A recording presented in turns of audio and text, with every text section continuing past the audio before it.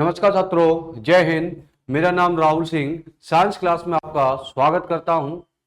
MP पटवारी के लिए science start था और साइंस को हम क्लियर करते चल रहे थे। केमिस्ट्री पढ़ रहे थे हम लोग, केमिस्ट्री पढ़ रहे थे जिसमें हमने फिजिक्स पढ़ रहे थे, केमिस्ट्री नहीं, फिजिक्स पढ़ रहे थे। आज थोड़ा माइंड हमारा सेट नहीं है, तो आज माइंड सेट नहीं है तो आज भी हम पढ़ेंगे, कुछ भी करेंगे। ठीक है बच्चों, केमिस्ट्री हमने लो फिजिक्स की स्लाइड में केमिस्ट्री डाल दी है, यहाँ पर केमिस्ट्री डाल दी है। चलो कोई बात नहीं, आप लोगों के पास ही जाएंगे। चलो बच्चों इधर देखते हुए चलेंगे। फिजिक्स स्टार्ट हो चुकी है। फिजिक्स में हमने लगभग टॉपिक कंप्लीट कर लिए थे, अभी थोड़े बहुत टॉपिक और बाकी।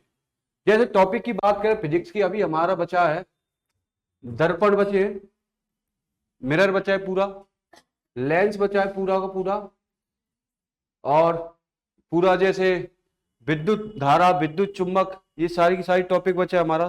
3 टॉपिक यही हो गए, और हमारा ऊष्मा टॉपिक बचा है। अर्थात अभी 5-6 टॉपिक, 6 टॉपिक की समथिंग आपके और बचे। लगभग हमारा हो जाएगा धीमे धीमे। हर 2-2.5 घंटे क्लास चलती रही तो हम लगातार पहुंच जाएंगे इसको पर। कहने का अर्थ मैं सारे टॉपिक आपके जो पटवारी पेपर में फिजिक्स जो टॉपिक दिए गए उसको पूरा कंप्लीट कराओगे। ठीक है, आज हम मैग्नेट मैंने करा दिया आपको मैंने ध्वनि पढ़ा दिया, तरंग पढ़ा दिया, आपको ग्रेविटेशन पढ़ा ही दिया मैंने, आपको राशि पढ़ा देगी, न्यूटन सिद्धांत पढ़ा दिया, आपको अधिकांश चीजें पढ़ा चुका हूं। अब जो टॉपिक बचे 6-7 टॉपिक है, बड़े बड़े टॉपिक है, लॉन्ग टॉपिक है, जिसमें टोटल आपको समझना ही पड़ेगा, क्योंकि क्वेश्चन बन जाते। लेंस से, दर्पण से प्रतिबिंब पूछा जाएगा कि इसका प्रतिबिंब कहां बनता है। तो बच्चों आज हम सरल भाषा में उसी ऊर्जा के साथ, उसी एनर्जी के साथ पढ़ने वाले हैं। ठीक है, तो बच्चों चुंबकीय क्षेत्र रेखा क्या होती है, चुंबकीय क्षेत्र रेखा क्या है, कल हमने यहां तक कंप्लीट कर लिया था। क्यों, थोड़ा सा चुंबकीय क्षेत्र रेखा क्या है या इसमें क्या इंग्लिश वाली स्लाइड का सारी चलेगी क्या? इसमें तो थी नहीं इंग्लिश, इसमें तो बोल के रखा था मैंने, इंग्लिश नहीं है।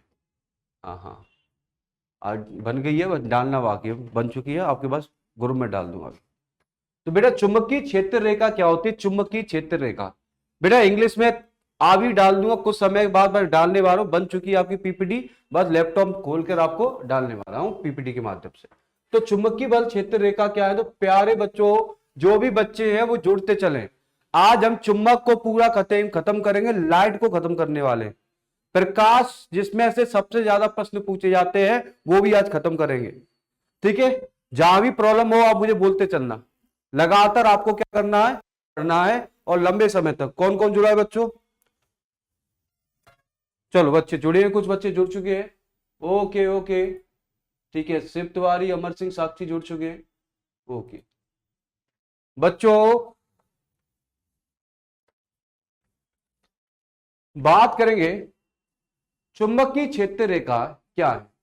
तो काल्पनिक रेखा, जो ऐसी काल्पनिक रेखा, देखिए बच्चों, ऐसी काल्पनिक रेखा जो चुंबकीय क्षेत्र में एक चुंबक के चारों ओर प्रदर्शित होती जाती है, चुंबकीय क्षेत्र रेखा कहते हैं। चुंबकीय क्षेत्र रेखा की दिशा प्रदर्शित करता है चुंबकीय क्षेत्र रेखा, चुंबकीय कंपास की एक सहायता से ही खींची जाती है। क्या कह रहा है, आपको पता है ये चुंबक है, ये क्या है, चुंबक है। एक चुंबक के 2 पोल होते हैं, एक उत्तरी ध्रुव, एक दक्षिणी ध्रुव, नॉर्थ पोल और साउथ पोल होते हैं। अब ये बताओ चुंबकीय क्षेत्र क्या होता है। चुंबकीय क्षेत्र या चुंबकीय क्षेत्र की बात करते थे जिससे उसका प्रभाव बना रहता है। ऐसा एरिया जहां तक उसका क्या बना रहे, प्रभाव बना रहे, ऐसे एरिया को क्या कहते हैं, चुंबकीय क्षेत्र। थोड़ा बहुत मैंने कल भी बताया था, आज भी बता देता हूं। ये चुंबक है बेटा, इसका पोल हो गया नॉर्थ पोल हो गया, ये पोल हो गया साउथ पोल हो गया। हमेशा चुंबक के 2 ही पोल होते हैं, एक नॉर्थ पोल होगा, एक साउथ पोल होगा, और कोई पोल नहीं होता। इसके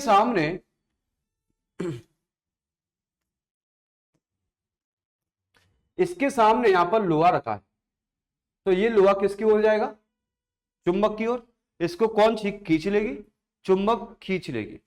अगर यहां पर लोहा रखा अब इसको, ये भी चुंबक इसको खींच लेगी। अब मैंने लोहा यहां पर रखा, फिर भी इसको चुंबक खींच लेगी। अब मैंने लोहा यहां रखा है, क्या लोहा इसकी तरफ खींचा जाएगा? नहीं। तो बताओ चुंबक का प्रभाव कहां तक है, किस एरिया में? तो आप कहोगे सर इतने एरिया में चुंबक का प्रभाव है, इतने एरिया में चुंबक का प्रभाव है। अगर आप लोहे या निकिल को यहां रखोगे, चुंबक इसको खींच लेगी। अगर लोहे को इधर रखोगे तो भी खींच लेगी, तो भी आकर्षण बल लगाएगी। यहां पर रखोगे तो भी खींच लेगी। बताओ ये चुंबक लोहे को क्यों खींच रही है? चुंबक लोहे को क्यों खींच रही है? कि चुंबक की बल, चुंबकीय क्षेत्र की रेखा है, क्योंकि इसमें से क्या निकल रही बेटा, उसका रेखा निकल रही है, जिससे वो क्या कर रही है, खींच रही है। चुंबकीय बल रेखा निकल रही है। क्या निकल रही है? बल रेखा। देखो चुंबकीय बल रेखा निकल रही है, चुंबकीय बल रेखा निकल रही है। चुंबकीय बल रेखा निकलेगी तो ये चुंबक अपने आप खींचा चला आएगा। चुंबक अपने आप क्या करेगा? खींचा चला आएगा। तो चुंबकीय बल रेखा, थोड़ा सा ध्यानपूर्वक सुनते चले, चुंबकीय बल रेखा या चुंबकीय क्षेत्र क्या होता है? तो चुंबकीय क्षेत्र वह क्षेत्र है जहां तक उसका प्रभाव बना रहे। अगर मैंने लोहा यहां पर रख दिया तो चुंबक इसको खींच पाएगी? बताओ यहां पर रख दिया लोहा, खींच पाएगा? नहीं, क्योंकि इसका जो चुंबक का प्रभाव कितनी दूर पर है, यहां तक ही है और कहीं तक नहीं है। तो इसी क्षेत्र को चुंबकीय क्षेत्र या चुंबकीय क्षेत्र बल रेखा कहते हैं। रेखा क्यों कह रहे हैं? क्योंकि चुंबक से हमेशा रेखाएं निकलती, वो भी बताने वाला हूं। देख कौन सी रेखा देखेंगे बच्चों, सीखते चलेंगे। अब देखेंगे चुंबक से क्या निकलती है बेटा? रेखाएं निकलती है। क्या पढ़ने? चुंबक की क्षेत्र रेखाएं। चुंबक से क्या निकलती है? रेखाएं निकलती हैं। अगर ये रेखाएं नहीं होंगी या ये पार्टिकल नहीं होंगे तो लोहे को खींच नहीं पाएंगे। मैंने आपको एक चीज और बता दूं आपको बेटा, आपको यहां से बता दूं, चुंबक की क्षेत्र की रेखा चुंबक के उत्तरी ध्रुव से निकलकर दक्षिणी ध्रुव की ओर जाती है। हमेशा ये बल रेखा होती है ना, नॉर्थ पोल से निकलती है। कहां से निकलती है? नॉर्थ पोल से निकलकर किधर की ओर जाती है बेटा? साउथ पोल की ओर आती है। देखेंगे नॉर्थ पोल से जाएंगे बेटा, और ये कहां की ओर आती है बेटा? साउथ पोल की ओर आती है। तो प्रश्न बन चुका, चुंबकीय बल रेखा कहां से निकलती है और कहां की ओर जाती है? तो उत्तरी ध्रुव से निकलकर दक्षिणी ध्रुव की ओर जाती है। नॉर्थ पोल से साउथ पोल जाती है। तो ये प्रश्न याद रखेंगे बेटा, इस प्रश्न को याद कर लेना, बहुत इंपॉर्टेंट है कि चुंबक की जो बल रेखा होती है, चुंबक की जो बल रेखा होती है वो कहां से निकलती है? आप कहोगे सर नॉर्थ पोल से साउथ पोल तक निकलती है। नॉर्थ पोल से साउथ पोल। पहला प्रश्न आपको समझा चुका। पहला प्रश्न इतना इंपॉर्टेंट है बच्चों कि पहला प्रश्न मैं आपको बता चुका कि कहां से निकल रही। देखेंगे चुंबकीय क्षेत्र रेखा एक बंद वक्र बनाती है। बंद वक्र बना रही है मतलब पूरा सर्कल बना रही है। देखेंगे इधर देखो बेटा, पूरा आपको एक बंद सर्कल दिखाई दे रहा है। देखो इधर, इधर दिखाई दे रहा है पूरा का पूरा बंद सर्कल। ये भी बंद सर्कल दिखाई दे रहा है। तो पूरा का पूरा क्या दिखाई दे रहा है? एक बंद सर्कल बनाती है। अर्थात चुंबक की बल रेखा एक पूरा का पूरा क्या करती? बंद सर्कल बनाती। दो प्रश्न बन गए कि चुंबक की, तीन प्रश्न बने यहां से। पहला प्रश्न, चुंबक के कितने ध्रुव होते हैं? नॉर्थ पोल और साउथ पोल। दूसरा प्रश्न क्या होता है? चुंबक की बल रेखा वो कहां से कहां की ओर निकलती है? नॉर्थ से साउथ की ओर निकलती है। तीसरा प्रश्न, वो कैसा बनाती है? वक्र बनाती है। ठीक है बच्चा। अगर मैं आपसे पूछूं थोड़ा सा और डिटेल वाइज करूं, चुंबक के ध्रुव के समीप चुंबकीय क्षेत्र ज्यादा होता है। आपने देखा होगा क्यों यहां पर ज्यादा, मैं आपको बता दूं, क्योंकि देखो यहां पर बल रेखा जो है ना बच्चों, यहां पर बल रेखा क्या है बेटा? पास पास है। चुंबकीय बल रेखा यहां पर बेटा कैसी है? पास पास है। और बेटा इधर देखोगे बीच में कैसी है बेटा? बीच में कैसी होती है? दूर दूर होती है। बीच में कैसी है? दूर दूर है। तो बताओ चुंबक की, कई बार प्रश्न आ चुका है कि चुंबकीय बल रेखा का मान कहां पर ज्यादा होता है? ध्रुवों पर होता है या बीच में होता है? ध्रुवों पर क्यों होगा? क्योंकि जो चुंबकीय बल रेखा जो होती है ध्रुवों पर क्या होती है? अत्यंत पास पास होती है।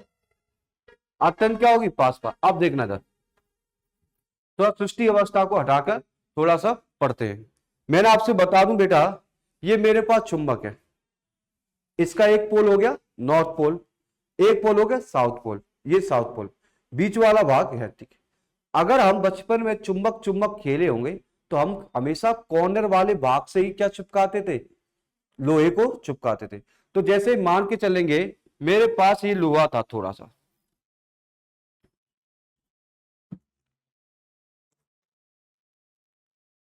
मेरे पास एक छोटा सा लोहा, अगर मैं यहां पर लोहे को रख दूं, ठीक ना, तो बताओ इसको लेके आऊंगा तो ये लोहा इससे क्या हो जाएगा, चिपक जाएगा। क्यों चिपकेगा, क्योंकि यहां पर जो चुंबकीय क्षेत्र का मान क्या है, ज्यादा है। ध्रुवों पर चुंबकीय क्षेत्र का मान ज्यादा होता है, इधर भी ज्यादा होगा इधर भी होगा।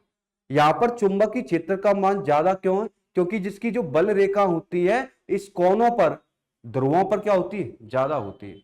आप देखें अगर इसको बंद कर लूं और इसको बंद कर लूं, अब यहां पर बेटा चुंबक आसानी से नहीं चिपकेगी, बीच वाले भाग पर चुंबक आसानी से नहीं चिपकेगी।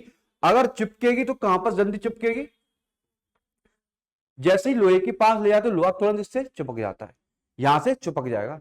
परंतु आप इस नॉर्थ पोल और साउथ पोल को छुपा लो तो इससे आसानी से नहीं चिपकेगी, क्योंकि बच्चों यहां पर चुंबकीय बल रेखा, बीच में चुंबकीय बल रेखा कैसी होती है, दूर दूर होती है, और कॉर्नर पर चुंबकीय बल रेखाओं का मान क्या होता है, पास पास होती है। तो बताओ चुंबक का गुण यहां पर ज्यादा होगा या यहां पर ज्यादा होगा, पोल पर होगा। चुंबकीय गुण जो होता है वो पोल पर ही क्या होता है, ज्यादा होता है। इतनी बात याद रखना, इतनी बात याद रखेंगे कि यहां पर सबसे ज्यादा होगी लोहा सबसे ज्यादा अट्रैक्ट होगा वो यहां पर होगा, लोहा सबसे ज्यादा अट्रैक्ट होगा यहां पर होगा। तो हमने ये भी बात सीख ली, प्रबल होती है चुंबकीय क्षेत्र रेखा क्या होती है, पास पास होती है, बीच में रेखा दूर दूर होती है, इसलिए चुंबकीय क्षेत्र का मान कैसा होता है, चुंबकीय क्षेत्र कैसा होता है, दुर्बल होता है। कैसा होता है, दुर्बल होता है। बेटा हर प्रश्न को अच्छे से समझते हुए चलना है। किसी को दिक्कत है क्या बच्चों, किसी को दिक्कत हो तो कमेंट करके आप बता सकते हो बच्चा। चलो चलो चलो बच्चों आए, ठीक है। हमने बताया पूरा का पूरा, कोशिश करेंगे समझाने की। हमने बताया सर कि चुंबकीय क्षेत्र रेखा एक दूसरे को कभी नहीं काटती, कभी नहीं काटेगी, ये अपने क्षेत्र में घूमेगी, देखो ये कभी एक दूसरे को नहीं काटेगी, ये किसी भी दिशा में जाए एक दूसरे को कभी नहीं काटेगी, अपने पथ पर घूमती हैं, अपने पथ पर ही क्या करें, सर्कल करेगी, दूसरी की कक्षा में नहीं जाएगी। तो चुंबकीय बल रेखा जो होती है, चुंबकीय बल रेखा कभी एक दूसरे को नहीं काटते, काटेंगी तो उस बिंदु पर चुंबकीय क्षेत्र की दिशाएं होगी, असंभव होता है, ऐसा हो ही नहीं सकता। तो हमने क्या समझा बेटा, अभी हम आपसे थोड़ा सा प्रश्न पूछ लेंगे तो आप मुझे बताते रहना। अगर मैं आपसे पूछूं ये आपके पास चुंबक है, ये साउथ पोल है वो नॉर्थ पोल है, तो आप बताओ सबसे ज्यादा चुंबक का मान, चुंबकीय क्षेत्र की प्रबलता किस पर होगी, पोल पर होगी। अगर मैं आपसे बोलूं चुंबक के कितने पोल होते हैं, दो होते हैं, नंबर एक कौन सा, दो, नंबर दो साउथ पोल, नॉर्थ पोल और साउथ पोल, दो ही प्रकार के पोल होते हैं। अगर हम आपसे पूछ लें कि आपकी चुंबकीय बल रेखा जो होती है वो कहां से निकलती है और कहां पर जाती है, नॉर्थ से साउथ जाऊंगी, कभी भी एक दूसरे को काटेंगे, कभी हमेशा नॉर्थ से कहां जाएगी बेटा, ये नॉर्थ से साउथ जाएगी, नॉर्थ से क्या जाएगी बेटा, यही तो जाती है बेटा। अगर मैं आपसे क्वेश्चन को टैग करके पूछ लूं कि चुंबकीय बल का मान यहां पर ज्यादा है, ध्रुवों पर क्या होता है, ज्यादा होता है, चुंबकीय बल का मान ध्रुवों पर क्या है, ज्यादा है, क्यों है, मैग्नेटिक फील्ड यहां पर पास पास है, लाइंस जो पास पास है, बिल्कुल राइट है। अगर हम थोड़ा सा और आगे लेके चलें, चुंबकीय ध्रुव सदैव युग्म में बनते हैं, उत्तरी ध्रुव और दक्षिणी ध्रुव। एक चुंबक में हमेशा दो ही ध्रुव होंगे, कोई भी चुंबक ले लो आप, प्राकृतिक चुंबक ले लो या कृत्रिम चुंबक ले लो, दुनिया की कोई भी चुंबक ले लो आप, उसके अंदर दो ही ध्रुव होंगे, नॉर्थ पोल और साउथ पोल। तो आप ये मत भूल जाना कि नॉर्थ पोल और साउथ पोल चुंबक के ही भाग होते हैं। विजातीय चुंबक एक दूसरे को क्या करती, आकर्षित करती है, सजातीय ध्रुव एक दूसरे को क्या करते हैं, प्रतिकर्षित। विजातीय का मतलब होता है, बताऊं बेटा, विजातीय अपोजिट, अपोजिट चार्ज, और सजाती का मतलब सेम। अब आपने कई बार देखा होगा कि चुंबक, एक चुंबक रखी, दूसरी चुंबक एक दूसरे से दूर जाती है। आप कभी खेलते हैं तो आपने देखा होगा कि चुंबक, मेरे पास एक चुंबक है, ये चुंबक है, जब इस चुंबक को उसको पास ले जाऊंगा ये चुंबक दूर भागती है। ऐसा क्यों होता है? या इस चुंबक को उसको ले आओ ये दूर भागती भागती है। इसका एक कारण है सेम पोल। इसका एक कारण बच्चा क्या है? Same pole. देखो बच्चों, बचपन में सभी ने आपको खेला है, एक नॉर्थ पोल एक साउथ पोल। जब आपने सारी चीज खेली हुई है वही फिजिक्स है। जीवन में सबसे ज्यादा फिजिक्स ही यूज होती है। बायो तो है ही, बायो का मतलब क्या है? मानव का शरीर। बस जो आसपास जो हो रहा है वो सारा का सारा फिजिक्स, फिजिक्स और केमिस्ट्री है। हवा क्यों चल रही है, पानी क्यों बरसा, दाब क्यों बढ़ा, ये सारा का सारा फिजिक्स का नॉलेज है। अगर हम बात करें थोड़ा सा और जन चर्चा में रखे तो, और थोड़ा चर्चा में हम रखे इसको, यहाँ पर बेटा ये भी एक चुंबक ले ली, एक नॉर्थ पोल एक साउथ पोल, दो चुंबक ले ली। चुंबक, इस चुंबक को हमने नाम दे दिया चुंबक ए और चुंबक बी दे दिया, ठीक है। जब मैं इसको पास में ला रहा हूं ना तो ये बाहर जा रही है, भाग रही है इससे, ये चुंबक से क्या कर रही है? भाग रही है। ऐसा क्या हो गया? ये चुंबक को इसके पास ला रहा हूं, इसके पास ला रहा हूं तो ये चुंबक भाग रही है। क्यों? आपको बता दूं कि दोनों के पोल, साउथ पोल और साउथ पोल क्या है? समान है। क्या है? समान है, सेम है। अगर सेम है तो चुंबक चिपकेगी नहीं कभी आपकी। हमेशा मैंने आपको पढ़ाते समय यही बताया था कि हमेशा अपोजिट चीज प्लस और माइनस ही कार्य करेगी, सेम कार्य नहीं करती, ये फिजिक्स कहता है। क्योंकि एस एस पोल मिल गया तो वो चिपक नहीं रही है। बचपन में हम खेले थे कि एक चुंबक को दूसरी चुंबक के पीछे ले जाते हैं तो वो भागती है, हमें बहुत मजा आता था कि ये चुंबक चिपक नहीं रही है, चिपक नहीं रही थी। पर उसका सही साइंटिस्ट, सही मतलब हमको आज पता चला कि इसमें पोल की ही चर्चा है। उसमें क्या चर्चा है? पोल की ही चर्चा है। तो बेटा अगर मैंने दूसरी चुंबक ले लेता हूं, ये यहां पर बेटा नॉर्थ पोल हो गया, साउथ पोल हो गया, यहां पर बेटा नॉर्थ पोल हो गया और साउथ। अब बताओ ये चुंबक किधर क्यों चिपकेगी? ये आपस में क्या करेंगे? अब चिपक जाएंगी। चिपक जाएंगी क्योंकि इसका साउथ पोल इसका नॉर्थ पोल, तो ये दोनों कैसे विजाती है? अपोजिट है। जब विजाती होते हैं, अपोजिट कोई चीज होती है, एक प्लस हो और एक माइनस हो तो आपस में क्रिया हो सकती है। क्या हो सकती है? क्रिया हो सकती है। अगर एक प्लस और दूसरा प्लस हो तो कोई क्रिया नहीं होती। अगर एक माइनस दूसरा माइनस हो फिर भी कोई क्रिया नहीं होती। हमेशा अपोजिट ही होना चाहिए। अब आपको समझ में आ गया पिछला वाला पॉइंट। विजातीय ध्रुव एक दूसरे को क्या करते? आकर्षित। आकर्षित मतलब अट्रैक्शन। आकर्षण का फोर्स मतलब क्या होता है? अट्रैक्शन फोर्स, आकर्षण बल या अट्रैक्शन फोर्स। तो बताओ इनमें चित्र नंबर डायग्राम 1 और डायग्राम 2 में कौन सा अट्रैक्शन फोर्स लग रहा है? किस में फोर्स लगा है? अट्रैक्शन। किस में लग रहा है? सेकंड में। तो आप बता सकते हो डायग्राम फर्स्ट और डायग्राम सेकंड में, डायग्राम फर्स्ट और डायग्राम सेकंड में अपोजिट फोर्स लग रहा है डी, सेकंड वाले। अगर आपसे पूछा जाए कि जो प्रतिकर्षण होता है, प्रतिकर्षण का मतलब होता है इंग्लिश में रिपुट होता है, रिपुट।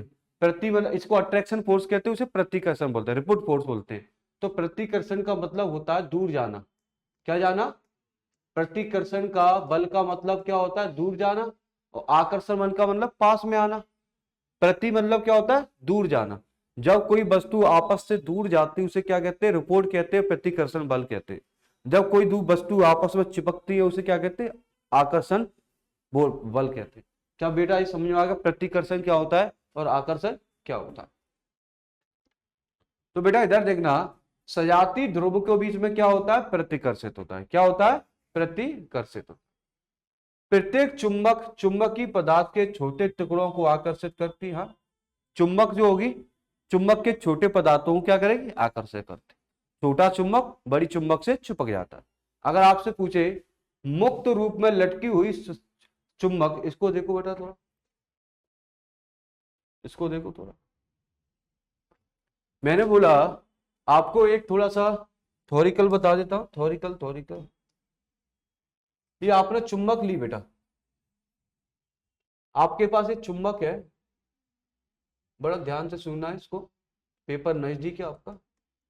ये आपने चुंबक ली, ये चुंबक को मैंने लटका दिया नॉर्थ पोल, और ये चुंबक को मैंने पूरी तरह से लटका दिया, तो इसकी डायरेक्शन क्या हो?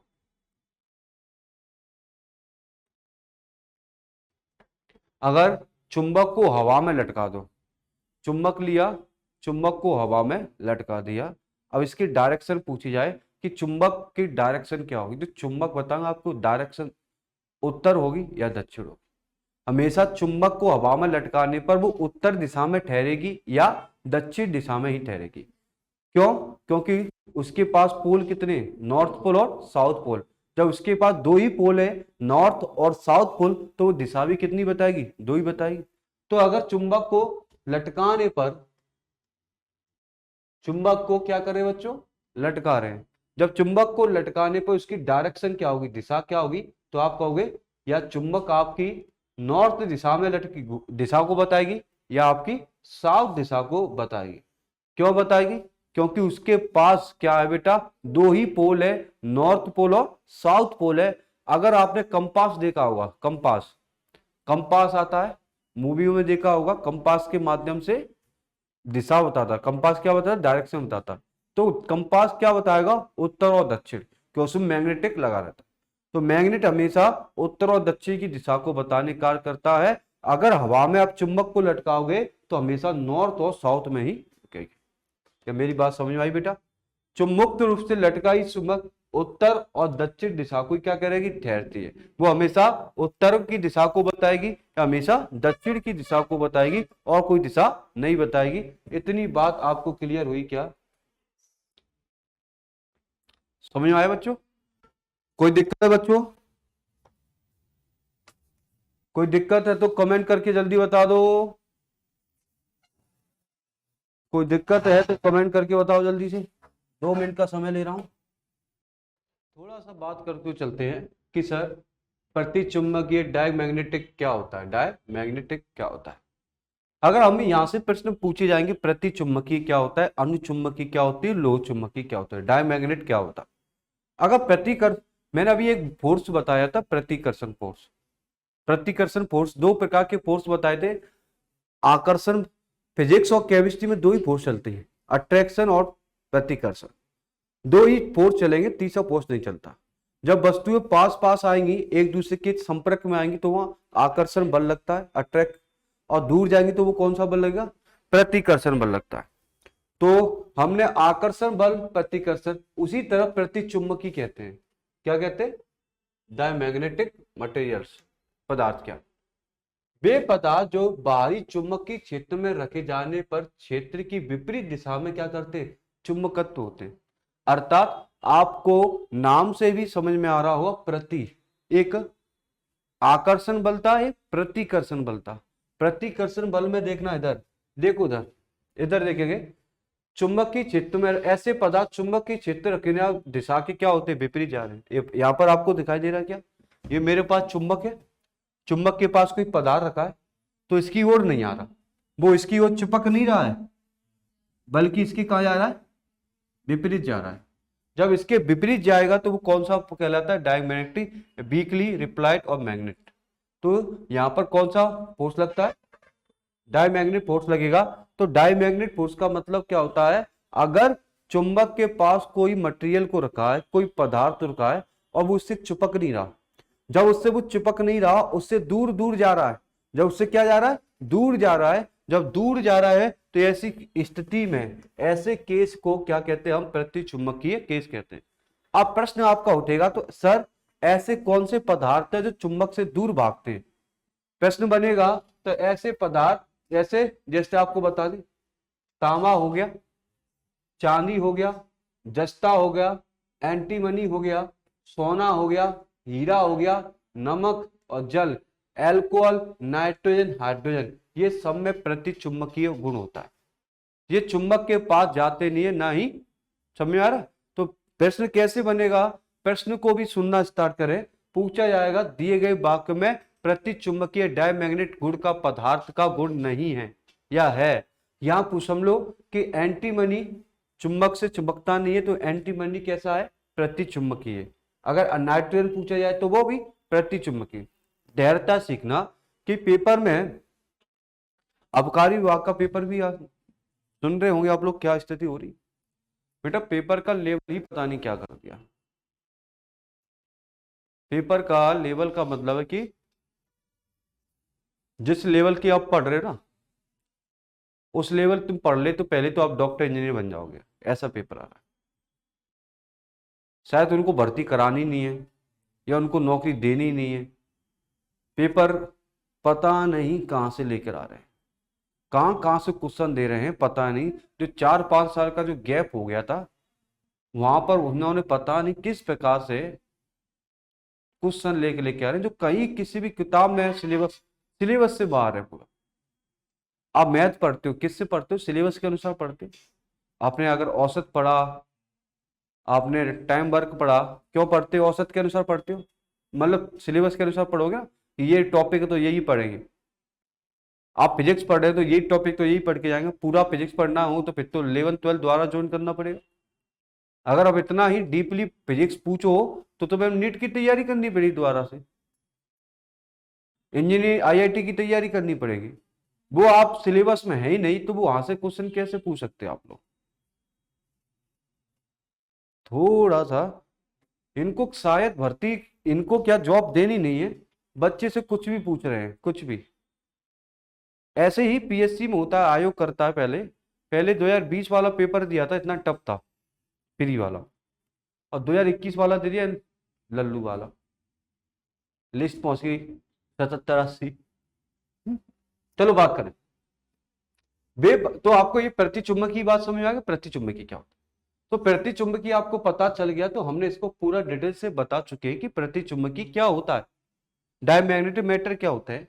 आप लोगों को क्या करना है कि इसके जो एग्जाम्पल दिए हैं, एंटीमनी दिया है, जस्ता दिया है, सोना दिया है, चांदी दिया है, इसको भली भांति पढ़ना है। बस क्या पढ़ना है, भली भांति पढ़ो। ये जस्ता हो गया, तांबा हो गया, चांदी हो गई, सोना हो गया, एंटीमनी हो गई, इनको आपको याद कर लो कि ये पेपर में डायरेक्ट मैचिंग के लिए भी आ जाते हैं। जैसे मैंने आपको 1-2 बार पेपर दिया है, टेस्ट सॉल्व कराया, तो उसमें मैचिंग भी पूछी गई है। तो मैचिंग के तौर पर भी पूछे जा सकते कि नाइट्रोजन है अनुचुंबकी, प्रतिचुंबकीय, लोह चुंबकी, तो नाइट्रोजन कैसा है, प्रतिचुंबकीय। मैचिंग आजकल पूछी जा रही है, मैं भी सॉल्व कराऊंगा थोड़ा सा, कल ले लूंगा, परसों ले लूंगा, केमिस्ट्री का भी सॉल्व करा दूंगा थोड़ा सा, ठीक है। प्रतिचुंबकीय पदार्थ को चुंबक की प्रवृत्ति कम होती तथा ऋणात्मक होते हैं, हाँ बिल्कुल। जब उसके साथ चिपक नहीं रहे तो इसकी प्रवृत्ति कैसी होगी, ऋणात्मक होगी। जब चुंबक से ये चुंबक चिपक नहीं रहे तो इनकी प्रवृत्ति कैसी होगी, ऋणात्मक होगी। इनकी प्रवृत्ति कैसे होगी, ऋणात्मक होगी। ये हमेशा उससे कहां जा रहे हैं बेटा, दूर जा रहे हैं। तो वे पदार्थ जो एक समान चुंबकीय क्षेत्र में कमजोर हो जाते हैं, कैसे हो जाते हैं, कमजोर हो जाते हैं, ठीक है। तो आप में इसमें से बस इसकी परिभाषा याद रखना, प्रतिचुंबकीय क्या होता है ओनली, और आपको बस इसके उदाहरण आपको क्या करना, याद रखना है। जस्ता, सोना, चांदी, तांबा, महंगी चीजें, जो हीरा हो गया, सोना हो गया, चांदी, जो महंगी चीजें जो होती है वो प्रतिचुंबकीय में जाएगी। अनुचुंबक की बात करें, अनुचुंबकी क्या है, अनुचुंबक की बात कर ले, थोड़ा अनुचुंबक की बात करते हैं। पैरामैग्नेटिक मटेरियल क्या है, ठीक है बेटा, पैरामैग्नेटिक मटेरियल क्या है। आप देखेंगे यहां पर आपको दिखाई दे रहा है कि चुंबक है ये बेटा, ये कौन है, चुंबक है। ये कोई पदार्थ है, मेटल है, ये कौन है, पदार्थ है। तो बताओ इसकी तरफ क्या हो रहा है, आ रहा है, अट्रैक्ट हो रहा है नहीं हो रहा। ये क्या है, कोई मैग्नेट है, ये कौन है, कोई पदार्थ है, इसकी तरफ क्या हुआ, अट्रैक्ट हो रहा है, ठीक। ये बात आपको जानकारी। कुछ पदार्थ चुंबक क्षेत्र की रेखा में जाने की दिशा में चुंबकत्व का गुण रखते हैं। चुंबक की ओर चिपकने का गुण रखते हैं, अट्रैक्टिव होने का क्या करते हैं, गुण रखते हैं, क्वालिटी रखते हैं। किसी शक्तिशाली चुंबक के सिरे के समीप लाए जाने पर सिरे की ओर आकर्षित होते, वही बात है। मेन बात क्या है, अनुचुंबकी जो होते हैं वो चुंबक की ओर अट्रैक्ट होते हैं। क्या होते हैं, अट्रैक्ट होते हैं। जैसे आपको बता दें, एग्जाम्पल पर सबसे ज्यादा ध्यान दे रहा हूं, aluminium, sodium, platinum, manganese, copper, chloride, oxygen, ये सारे के सारे अनुचुंबकी के उदाहरण हैं। आपको कुछ याद नहीं करना, आपको कुछ याद नहीं करना, आपको ओनली एक बात याद रखना है कि लोह चुंबकी क्या है।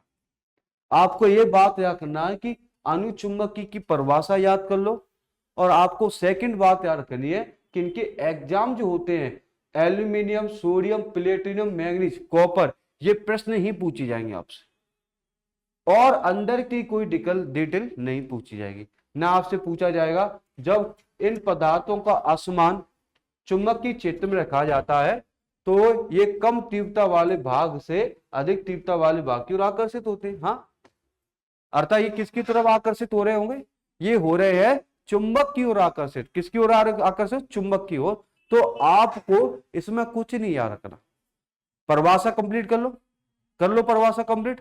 दूसरी बात आपको कंप्लीट क्या है, एग्जाम्पल। तो बच्चों 2 मिनट का समय दे रहा हूं, एग्जाम्पल उसके भी याद करो और इसके भी याद करो, जल्द से जल्द इसको थोड़ा सा, ऑलरेडी 2 मिनट का समय दे रहा हूं, एग्जाम्पल याद करो, ठीक है। तो ये क्लोराइड हो गया, कॉपर हो गया, ऑक्सीजन हो गया, ये अनुचुंबक के उदाहरण है। किसके बच्चों, अनुचुंबक। तो डायरेक्ट प्रश्न आपसे बनेंगे और डायरेक्ट प्रश्न आपको बताना ही पड़े। तो हमने यहां पर पूरा से अच्छे से इसको कंप्लीट कर चुके हैं कि अनुचुंबकी क्या होता है, लोह चुंबकी क्या होता है। अगर बात करें लोह चुंबक की, किसकी बात करते हैं, लोह चुंबक की। चुप क्या है, फेरोमैग्नेटिक मटेरियल। किसकी बात करें, फेरोमैग्नेटिक मटेरियल। अब बात करेंगे, कुछ पदार्थ बाहरी क्षेत्र में रखे जाने पर चुंबकित्व हो जाते हैं। क्या हो जाते हैं, चुंबकित्व हो जाते हैं। अर्थात कहने का अर्थ है ज्यादा निकेल। देखो अनुचुंबकी में क्या हो रहा था, पदार्थ चिपक रहे थे, ज्यादा आकर्षण बल नहीं लग रहा था, लग रहा था बस। पर लोहा चुंबकी बल क्या होता है, ये जल्दी से क्या हो जाते हैं, चिपक जाते हैं, ये सट से चिपक जाते हैं। तो इसके अंदर आएगा, आपको बता दें, लोहा, nickel, cobalt, magnetite, ferric chloride और जलीय विलयन लोह। ये तो याद कर लो। प्रश्न आएगा लोहा कैसा पदार्थ है, लोह चुंबकीय, निकेल लोह चुंबकीय, कोबाल्ट लोह चुंबकीय। तो ये तीनों प्रश्न जो बनेंगे बच्चा, तीनों प्रश्न बनेंगे, बहुत ही खतरनाक प्रश्न है। प्रश्न चुंबक से ऐसे ही आएगा, आपको चुंबक से पूछा जाएगा कि आपका लोहा किस प्रकार का चुंबक है, अनुचुंबकी, लोह चुंबकी, प्रतिचुंबकी। अगर पूछा जाए कि आपका सोना किस प्रकार का है, तो लोहा चुंबकी वगैरह वगैरह, अनुचुंबकी, प्रतिचुंबकी, सारा पूछा जाएगा आपसे। हमें याद करते हुए चलना है, साथ ही साथ बात करें कि अगर फिजिक्स का प्रश्न आ जाए ना तो उसको छोड़ना नहीं ना आप लोग, उस पर थोड़ा सा चर्चा रखना। चर्चा का मतलब है कि आप थोड़ा उसको महसूस करना कि कहना क्या चाहता है। अगर मैं आपसे बताऊं फिजिक्स का थ्योरिकल पार्ट हो ना, आपने थोड़ा सा भी पढ़ा हो फिजिक्स, मैं नहीं कहता कि आपने उसका गणित तक के बन गए, शास्त्र बन गए उसके, मैं कह रहा हूं थोड़ा पढ़ के जाओ, रिवीजन करके जाओ। क्वेश्चन खुद बोलता है कि मैं ये हूं ऑप्शन के, क्वेश्चन को पढ़ो और ऑप्शन से अटैच करने की कोशिश करना। आप लोग क्या करोगे, क्वेश्चन से अटैच करने की क्या करना, कोशिश करना। तो बच्चों, तो लोहा चुंबकी पढ़ा, ठीक है, ये पदार्थ चुंबक द्वारा आकर्षित करते, चुंबक द्वारा आकर्षित होते हैं, लोहा चुंबक के द्वारा अट्रैक्ट होता है। इन पदार्थों में, अनुचुंबकीय पदार्थों के सभी गुण अधिक प्रबलता में होते हैं। देखो अनुचुंबकीय पदार्थों में प्रबलता होती है, परंतु सबसे ज्यादा प्रबलता किसमें होगी, लोह चुंबकीय में। किसमें होगा, लोह चुंबकीय में होगा। इनकी चुंबकीय प्रवृत्ति ताप बढ़ाने में कम तथा ताप घटाने पर अधिक हो जाती है। देखो सर, अगर लोहा, अगर देखना इधर थोड़ा सीखते चलो, ये पॉइंट अच्छा मिला। यहां पर क्या बोल रहा है, लोहे में से चुंबकत्व का गुण खत्म करना है तो इसको गर्म कर दो आप। लोहे को गर्म कर दो ना, फिर लोहा चुंबक से नहीं चिपकेगा। क्या लिखा है? चुंबक की प्रवृत्ति ताप बढ़ाने पर क्या हो जाती है? कम हो जाती है। अब लोहे को, निकेल को, कोबाल्ट को गर्म कर दो और गर्म करने के बाद चुंबक के पास लाना, तो ये बेटा चिपकेगा नहीं, क्योंकि गर्म करने पर जो चुंबकत्व का मान क्या हो जाता है? कम हो जाता है, और ठंडा होने पर वापस से बढ़ जाता है। ठंडा होने पर वापस से क्या हो जाता है? बढ़ जाता है। हाँ, ठंडा होने पर फिर भी लोहा, वो तो ठंडा होने पर या तापमान कम होने पर दोबारा से उसमें प्रॉपर्टी आ जाती है। इनकी अपेक्षित बहुत चुंबकशीलता एक से बहुत अधिक होती है, छोड़ दो इसको। इनकी चुंबक की प्रवृत्ति धनात्मक होती है, हाँ बिल्कुल होती है, क्योंकि बेटा, और ऋणात्मक किसकी थी? प्रति चुंबक की। सोने की, चांदी की, तांबा की, जस्ता की। ये कैसे थे? ऋणात्मक प्रवृत्ति के थे। आपको याद आ रहा होगा तो अभी जस्ट पढ़ाया है, अभी जस्ट पढ़ाया है, जस्ट। तो इसमें बेटा प्रवृत्ति उनकी कैसी थी? ऋणात्मक थी, और इनकी प्रवृत्ति हमेशा कैसी होती है? धनात्मक होती है। अब आता है, और जब इन्हें इक्यूरी ताप से ऊपर गर्म किया जाए, तो क्यूरी ताप अभी बढ़ा रहा हूं, पीछे आ रहा है, ठीक है। क्यूरी ताप वगैरह क्या होता है वो अभी जानो मत, पीछे आ रहा है, पूरे डेढ़ से लिखा है। चुंबकीय बल रेखा में एक कण वायु के कण की अपेक्षा अधिक पास पास होते हैं, छोड़ो, ठीक है। तो हमने बेटा लोह चुंबक के बारे में 3 बातों को याद करने के लिए बोला है, जो पेपर की दृष्टि से इंपोर्टेंट है। पहली परिभाषा, दूसरा उदाहरण है, तीसरा आपका ताप बढ़ाने पर चुंबकत्व का मान कम हो जाता है, प्रवृत्ति उसकी कम हो जाती है। ठीक है, इतनी बात मेरी समझ में, आपकी समझ में आई होगी बेटा। चुंबकीय क्षेत्र की तीव्रता क्या है? कोई बता सकता है? अगर इसको कोई पढ़ लो, या इसको आप पढ़ो, इसको पढ़कर थोड़ा मुझे बताओ, समझाओ, एक्सप्लेन करो। आप इसको पढ़ो पूरा, पहले इसको पढ़ो बेटा, और फिर डायग्राम से थोड़ा सा मैच करना, फिर मुझे इसको समझाने की कोशिश करना। पढ़ो जल्दी से। आया कुछ समझ बच्चा? छात्रों को समझ में आया क्या? आया हो तो बता दो।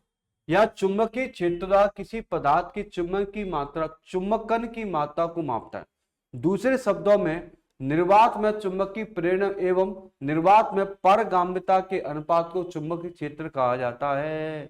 आपको ये थोड़ा सा अभी जस्ट बताया है। चुंबकीय क्षेत्र, चुंबकीय क्षेत्र, क्षेत्र मतलब तीव्रता, क्षेत्र इंटेंसिटी, उसकी इंटेंसिटी क्या है ये बताओ। चुंबक रखिए, तो इसका तीव्रता कहां होगी? इतनी तो होगी। इसका क्षेत्र की तीव्रता कहां होगी? इतने तक ही तो होगी बेटा, और कहीं होगी क्या? ये क्या कह रहा है? चुंबकीय क्षेत्र की तीव्रता है। अगर यहां पर चुंबकीय क्षेत्र की तीव्रता होगी क्या? नहीं होगी। अगर यहां पर चुंबकीय क्षेत्र की तीव्रता होगी क्या? नहीं होगी। तो चुंबक के आसपास का जो क्षेत्र होता है उसी को क्या कहते हैं? चुंबकीय क्षेत्र की तीव्रता कहते हैं। चुंबक के चारों तरफ का arounded circle area I called इस चुंबकीय क्षेत्र इंटेंसिटी। समझ में आया? तो बेटा इधर लिखना, चुंबकीय क्षेत्र किसी पदार्थ के चुंबकन की मात्रा को क्या कहते हैं? चुंबकीय क्षेत्र। अर्थात इसका कहने का अर्थ यह है कि चुंबक के चारों ओर जितना भी चुंबकत्व का प्रभाव होता है, चुंबक की तीव्रता होती है, क्षेत्र कहलाता। पर इसका सबसे ज्यादा मोस्ट इंपोर्टेंट है इसका एसआई मात्रक एम्पियर प्रति मीटर, जबकि सीजीएस मास्टर ऑस्टेट, एक ऑस्टेट बराबर 80 एम्पियर विद्युत धारा होती है। इनको बच्चों आप रट लोगे। जैसे हम घोंट के किसी दूध को पीते हैं, इस तरह से प्रश्न आता है चुंबकीय क्षेत्र की तीव्रता, चुंबकीय क्षेत्र का प्लस का बेटा डायरेक्ट प्रश्न पूछे जाते हैं कि पेपर में आ गया ऑस्टेट किसका मात्रक है, यही आएगा। आपने पेपर दिए होंगे तो रेलवे का पेपर देते हो, क्योंकि रेलवे में सबसे ज्यादा साइंस आता है, 30 से 40 नंबर का साइंस आता है, उसमें न्यूमेरिकल वगैरह सब अच्छा खासा आता है साइंस में। एनटीपीसी वगैरह में तो बेटा मेंस में फिजिक्स आती है, केमिस्ट्री आती है, तो उसमें बहुत अच्छे से फिजिक्स और केमिस्ट्री को पढ़ाया जाता है। परंतु उस वाले पेपर में भी देखो ना, उस पेपर में भी देखोगे तो मात्रक ऑस्टेट, चुंबकीय क्षेत्र की तीव्रता का मात्रक पूछा जा चुका है। चुंबकीय क्षेत्र के प्लस का मात्रक भी पूछा जा चुका है। चुंबकीय क्षेत्र के प्लस का मात्रक भी क्या पूछा जा चुका है तो आप बता दें चुंबकीय क्षेत्र की मात्रा क्या होता है, ऑस्टेट होता है। ठीक है, यदि चालक में प्रवाहित धारा 1 एम्पियर उसकी लंबाई के 1 मीटर और वह चुंबकीय क्षेत्र की तीव्रता की दिशा के लंबवत रखा हो तो धारावाही चालक पर लगने वाला बल चुंबकीय क्षेत्र की तीव्रता के बराबर होगा। कहने का अर्थ क्या, देखो थोड़ा सा पढ़ेंगे। चालक में कौन सी धारा हो रही है, धारा 1 एम्पियर की। कोई चालक है, ये कोई कंडक्टर है, ये कोई चालक हो सकता है, डंडर वो लोहा वगैरह कुछ भी हो सकता है, कोई कंडक्टर है।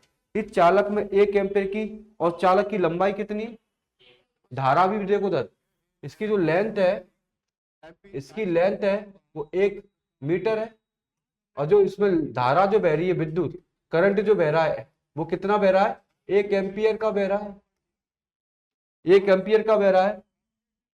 और वह चुंबकीय क्षेत्र की तीव्रता की दिशा के लंबवत रखा हो। देखो लंबवत का मतलब होता है ऐसे रखा हो, सीधा रखा हो, तो बेटा ऐसे रखा है, लंबवत रख दिया है, तो देखेंगे रखा हो तो किसी धारावाही चालक पर लगने वाला बल चुंबकीय क्षेत्र की तीव्रता के बराबर होगा।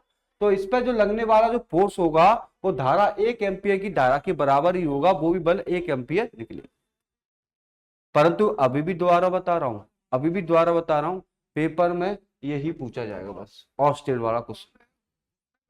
पेपर में सबसे मुख्य क्वेश्चन ये ऑस्टेट है बस, या परिभाषा आ जाएगी, चुंबक के आसपास के क्षेत्र को क्या कहते हैं, चुंबकीय क्षेत्र की तीव्रता कहते हैं।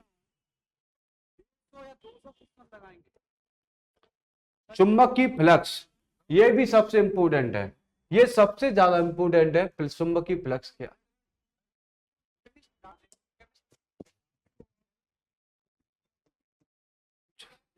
देखेंगे, एक समान चुंबकीय क्षेत्र में स्थित किसी सतह पर अविलंब गुजरने वाली बल रेखा को कुल देखो इधर देखो बेटा, ये आपके पास एक समान चुंबकीय क्षेत्र में स्थित सतह पर अविलंब गुजरने वाली बल रेखा की कुल संख्या उस सतह की चुंबकीय फ्लक्स कहा जाता है। आपको इधर देखना है बेटा, ये आपकी क्या है, देखो उधर, ये चुंबकीय बल रेखा है, ये क्या है बेटा, चुंबकीय बल रेखा। तो बेटा उस किसी सतह पर चुंबकीय क्षेत्र में स्थित किसी सतह पर अविलंब क्या है, अविलंब, अविलंब क्या होता है, अविलंब लगाने पर ये बेटा कोण कितने का बन गया बेटा, 90 डिग्री का बन गया।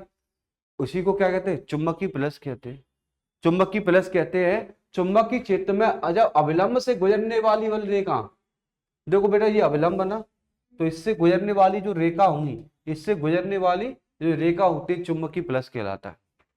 मैं अभी भी बताऊंगा आपको कि इसका सबसे ज्यादा फैक्चुअल नॉलेज तो यही है आपको कि इसका एसआई जो यूनिट है वो वेबर या टेस्ला है, टेस्ला प्रति मीटर होता है। कुछ याद मत कर जाना पेपर में, कुछ याद मत करना। एक चुंबकीय क्षेत्र की तीव्रता, एक चुंबकीय क्षेत्र का फ्लक्स, इन दोनों के मात्रक सबसे ज्यादा इंपॉर्टेंट है। पूछा जाता है कि वेबर किसका यूनिट है, तो चुंबकीय फ्लक्स का। पूछा जाता है टेस्ला प्रति मीटर किसका, चुंबकीय फ्लक्स का है। सीजीएस पद्धति में मैक्सवेल बोलते से, क्या बोलते हैं, सीजीएस पद्धति का कोई बात बता सकता है, सीजीएस क्या है। अगर मैं आपसे पूछूं कि सीजीएस क्या है बच्चा, centimetre gram second, centimetre gram second, बहुत बढ़िया। तो हमने पूछा जाए कि मैक्सवेल भी किसकी यूनिट है, फ्लक्स की है। अगर वेबर पूछा जाए तो वो भी किसकी है, फ्लक्स की है। और टेस्ला प्रति मीटर पूछी जाए तो वो अच्छा किसकी है, फ्लक्स की है। क्या मेरी बात आप तक पहुंची है क्या पूरी तरह से। एक वेबर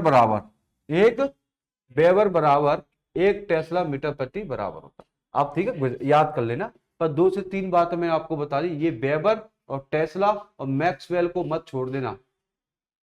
इन तीनों चीज शब्दों को याद कर लो, वेबर, टेस्ला, मैक्सवेल, और आप दुनिया भर की कहानी को छोड़कर 3 पॉइंट याद कर लेना। आप जो ऑब्जेक्टिव क्वेश्चन लगाते हो तो ये आपको जरूर मिलता है, टेस्ला, वेबर। दिक्पात का कोण क्या होता है, नमन कोण क्या होता है, ठीक है।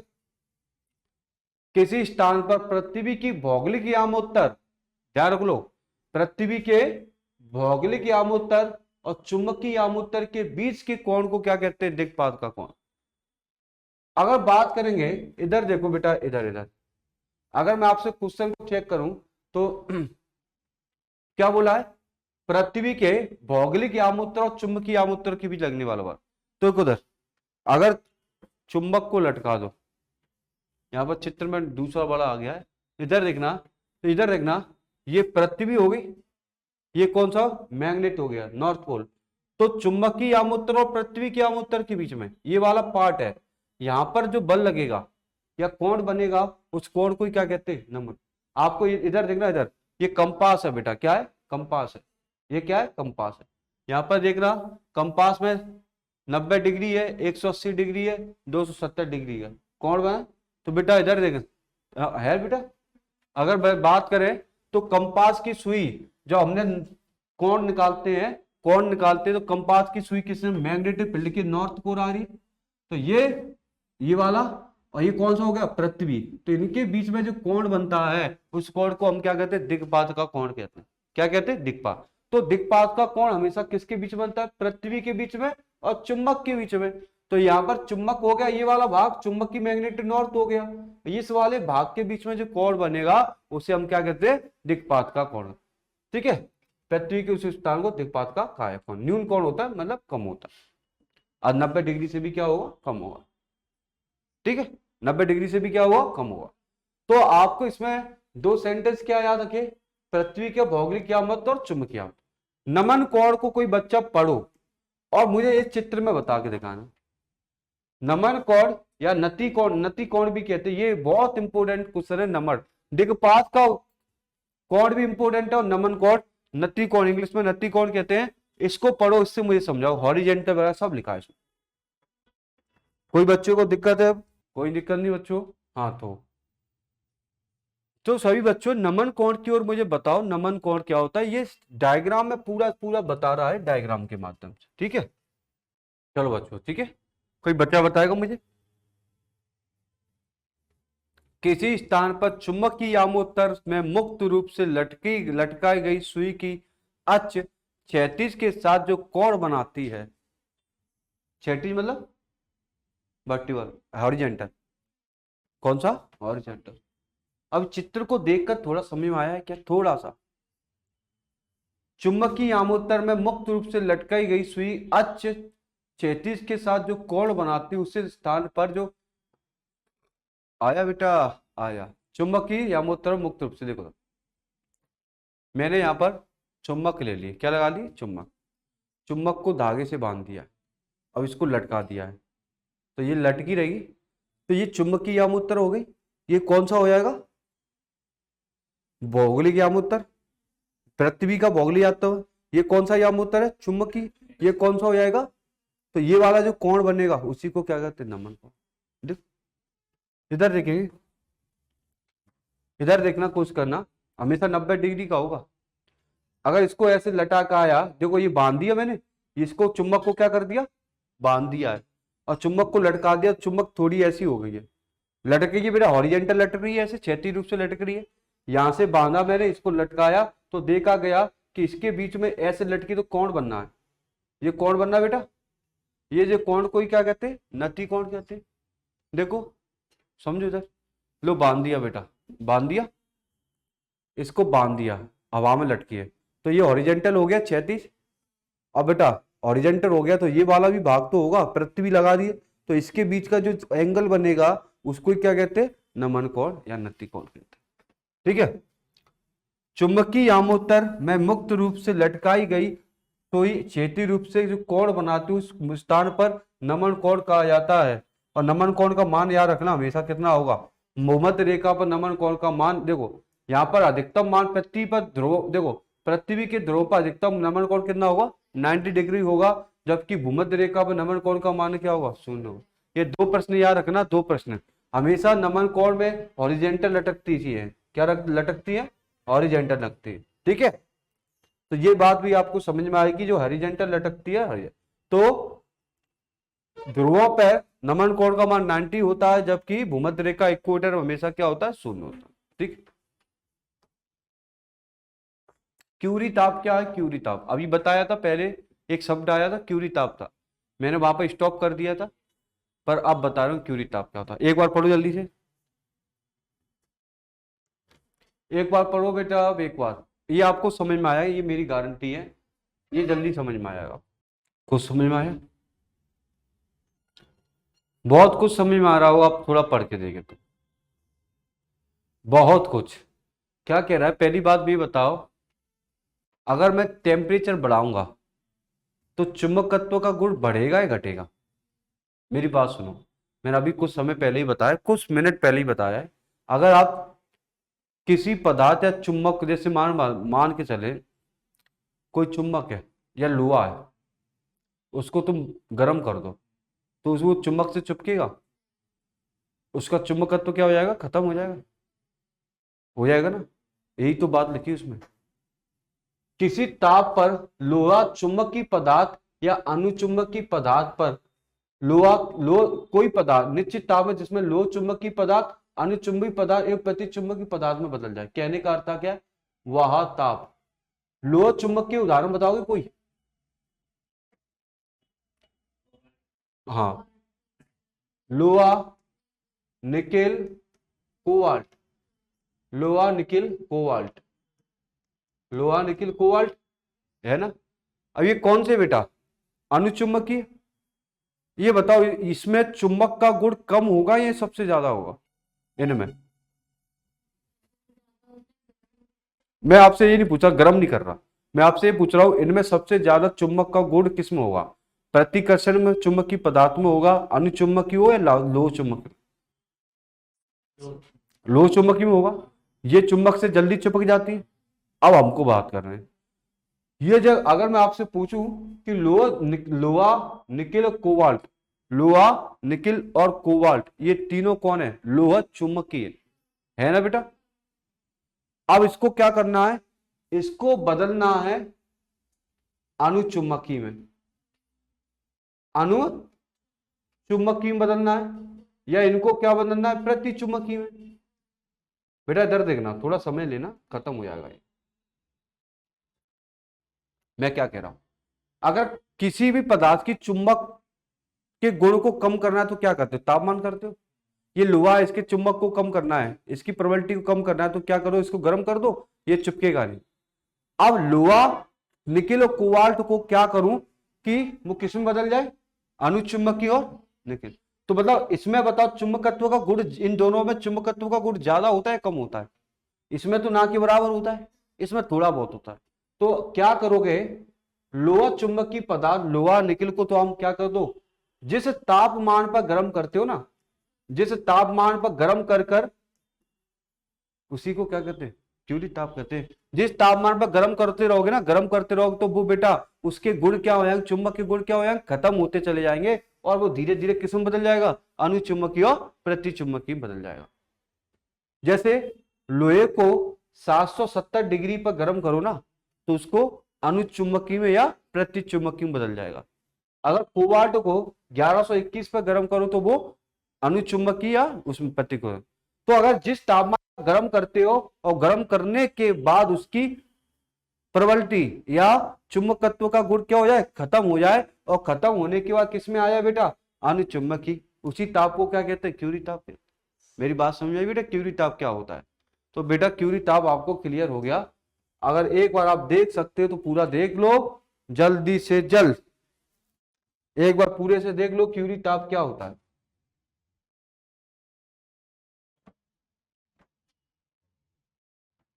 जिससे हम नई पीपीटी पर चलेंगे। डोमेन क्या होता है, डोमेन, डोमेन नंबर क्या होता है, डोमेन संख्या क्या होती है?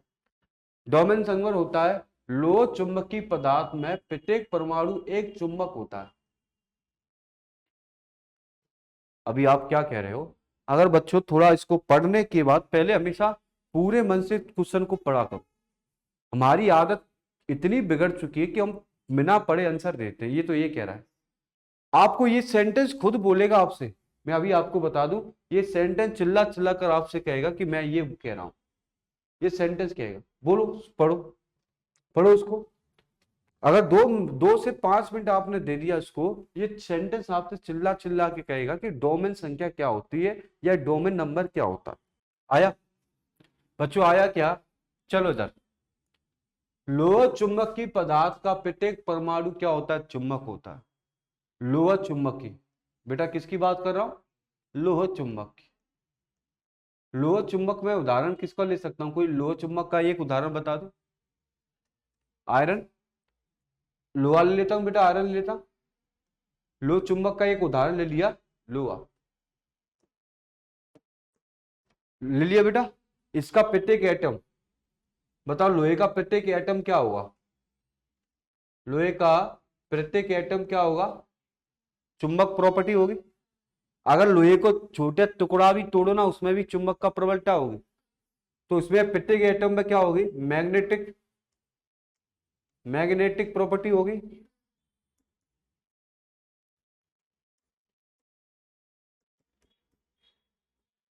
तो बेटा इधर देखना, थोड़ा सा देखते हुए चलेंगे। आपने लोह चुंबक के बारे में बताया सर, लोह चुंबक का एग्जाम्पल होता है लोहा। लोहे को आपने, लोहे के प्रत्येक एटम में, प्रत्येक परमाणु में क्या होगा? मैग्नेटिक होगा। ठीक है, प्रत्येक एटम में क्या होगा? मैग्नेटिक। लोहे का छोटा सा छोटा कण भी चुंबक से चिपकने के लिए तैयार रहता है। लोहे का छोटा सा छोटा एटम में क्या होता है? मैग्नेट होता है। उनमें असंख्य परमाणु की संख्या होती है। इस बताओ, इस जो मैग्नेट का प्रॉपर्टी है एटम में बेटा, एक एटम बहुत सारी परमाणु संख्या होती है। इसमें बहुत, देखो उधर एक सीख लो, इधर देखो बेटा, इधर देखना। ये बताओ लोहे का प्रत्येक एटम में क्या होगा? मैग्नेट होता है। तो लोहे का जो एटम है, ये बताओ, ये पूरा का पूरा लोहा छोटे छोटे एटम से मिलकर बना होगा। ये पूरा का पूरा लोहा छोटे छोटे एटम से मिलकर बना होगा। इस परमाणु संख्या को क्या कहते हैं? डोमेन कहते हैं।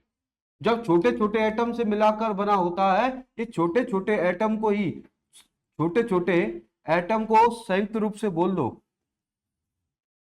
संयुक्त रूप से बोल दो, तो इसी को क्या कहते हैं? एटम कहते हैं। एटम होते हैं, उसी को हम डोमेन कहते हैं। क्या कहते हैं? डोमेन। तथा डोमेन में 10 की 18 से 10 से 21 तक, एक डोमेन में कितने परमाणु होंगे? 10 की घात 18 से 10 की घात 21 तक क्या होते हैं? परमाणु होते हैं। आप लगा लो 10 की घात 18, लगाते जाओ 0 0 0 0 कितनी लगाते। तो हमने क्या समझा? डोमेन क्या होता है कि आपके लोहा जो चुंबकत्व, उसके जो एटम, एटम को संयुक्त कर दो, उसको जोड़ लो, उनको क्या कहती है? डोमेन संख्या कहलाती है। स्थायी चुंबक जल्दी से पढ़ो, यही पेपर में आएगी, लिख लो। परमानेंट मैग्नेट, परमानेंट मैग्नेट, यही चुंबक आएगी बेटा, यही चुंबक आएगी, आएगी आएगी। ठीक है, कोई बता सकता है क्या? पदार्थ जो कमरे के तापमान में अधिक समय तक लोह चुंबक के गुण का अनुसरण करते उन्हें स्थायी चुंबक कहते हैं। लोह चुंबक के स्थायी चुंबक कौन होती है? जो लोह चुंबक का गुण प्रदर्शित करे। कोई बता सकता है कि लोह चुंबक का गुण क्या होता है? लोह चुंबकीय पदार्थ क्या होते, कोई बता सकता है? आयरन, कोबाल्ट, लोहा, ये चुंबक से जल्दी चिपकते हैं या देर से चिपकते हैं? तो ऐसे पदार्थ जो चुंबक से ज्यादा प्रवृत्ति रखते हैं उसे क्या कहते हैं? लोह चुंबकीय पदार्थ कहते हैं।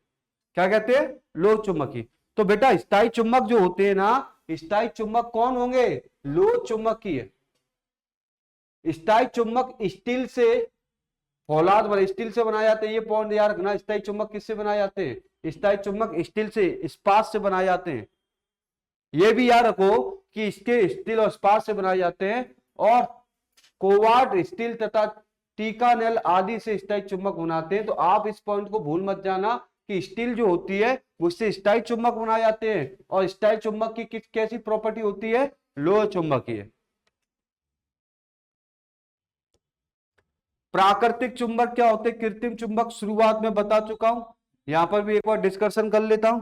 कोई बता सकता है बच्चा प्राकृतिक चुंबक क्या होते हैं? एक शब्द बताओ। हाँ, परंतु हमने एक चीज बताई, इसमें एक शब्द जोड़ा था, लोह ऑक्साइड के गुण। Fe3O3 SO4, ऐसा चुंबक जिसमें लोह ऑक्साइड के, आयरन के गुण पाए जाते हैं उसी को क्या कहते हैं? प्राकृतिक चुंबक कहते हैं। लॉर्ड स्टोन चुंबक जो होती है, याद रखो, लॉर्ड स्टोन जो चुंबक होती है उसे क्या कहते हैं? प्राकृतिक चुंबक कहते हैं। ऐसे चुंबक जिसमें लो ऑक्साइड के गुण होते हैं उसे हम प्राकृतिक चुंबक कहते हैं। लॉर्ड स्टोन इसका सबसे अच्छा उदाहरण है। और कृत्रिम चुंबक कौन होती है बेटा? कृत्रिम रूप से बनाए जाते कृत्रिम चुंबक कहलाते। उदाहरण, कोई चुंबक घोड़े की नाल बना लेता है, विद्युत चुंबकीय क्षेत्र बना लेता है, तो कृत्रिम चुंबक वो हो जाते हैं। पर प्राकृतिक चुंबक आपको जानकारी होनी चाहिए। पहले ही बता चुका, अभी बताया, ठीक है। लाइट, लाइट को देखो, 2 मिनट का ब्रेक रखते हैं, ओनली 2 मिनट का। पानी वगैरह पी लो आप लोग, फिर आपके बाद लाइट चैप्टर, नया चैप्टर स्टार्ट करें, लाइट। तो हमने आज चुंबक को खत्म करेंगे और लाइट को खत्म करेंगे, ठीक है। 2 मिनट का ब्रेक रखते हो, पानी वगैरह पी लो आप लोग। चलो, आवाज आ रही है, चुप को, ठीक है। अब नया टॉपिक पढ़ने वाले magnet, sorry light, physics light, okay. Light क्या होती है, बड़ी आसानी से पढ़ते चलेंगे। फिजिक्स क्या है, ठीक, मैं तो दोनों दी जाती, ओके।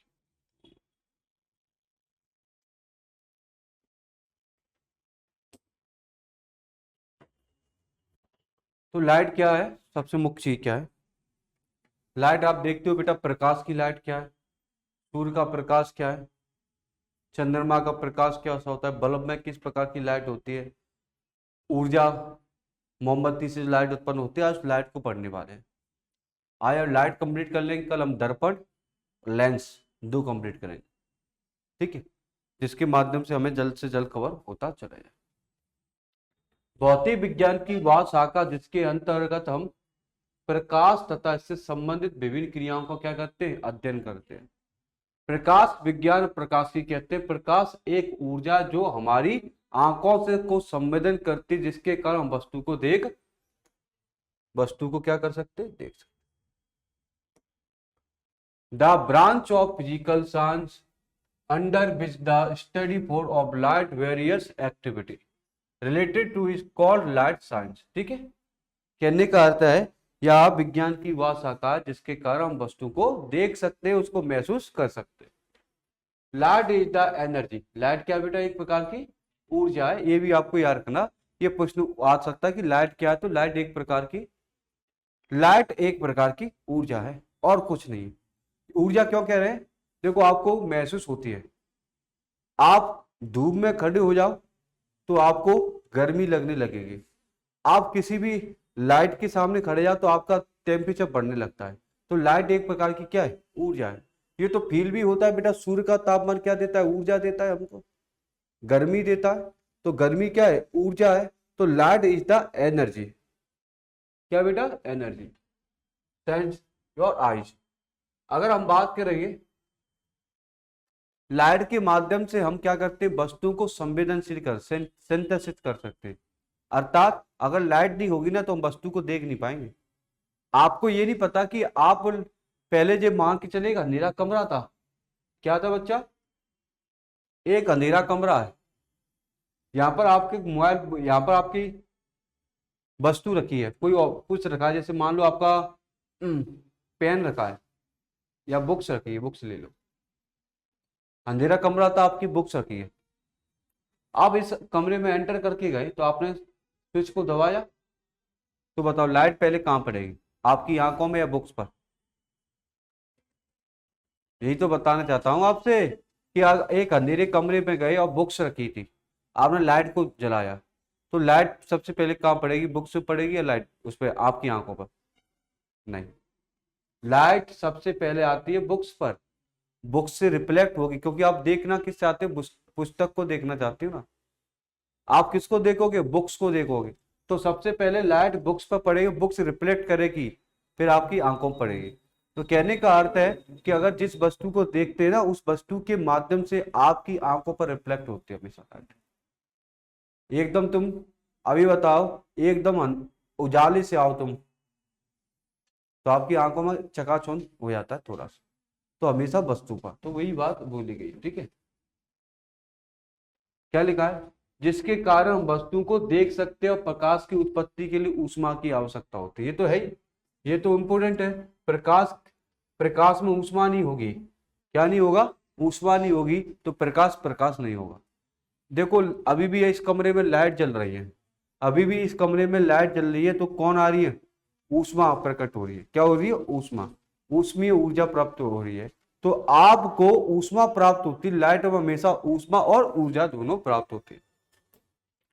तो सबसे पहले इसमें हम क्या क्या पढ़ेंगे, परावर्तन क्या होता है, अपवर्तन क्या होता है, पूर्णांतिक परावर्तन, विक्षेपण, विवर्तन, प्रकीर्णन और ह्यूमन आइज। ठीक है बेटा, ह्यूमन आइज भी पढ़ेंगे। प्रकीर्णन क्या होता है, विवर्तन क्या होता है, विक्षेपण क्या होता है, आंतरिक परावर्तन क्या, ये सारी चीजों को क्या पढ़ने वाले। इस सारी चीजों को टॉपिक को यहीं से खत्म कर लेंगे आप लोग। ठीक है बेटा, हीट और रिक्वेस्ट। ठीक है, अगर हम प्रकाश के गुण पूछें आपसे, क्या पूछे, प्रकाश के गुण अत्यंत आवश्यक है, पेपर की दृष्टि से आवश्यक है और वैसे भी ये आवश्यक है। प्रकाश जो होता है वो सीधी रेखा में चलता है। कितनी रेखा में चलता है, सीधा।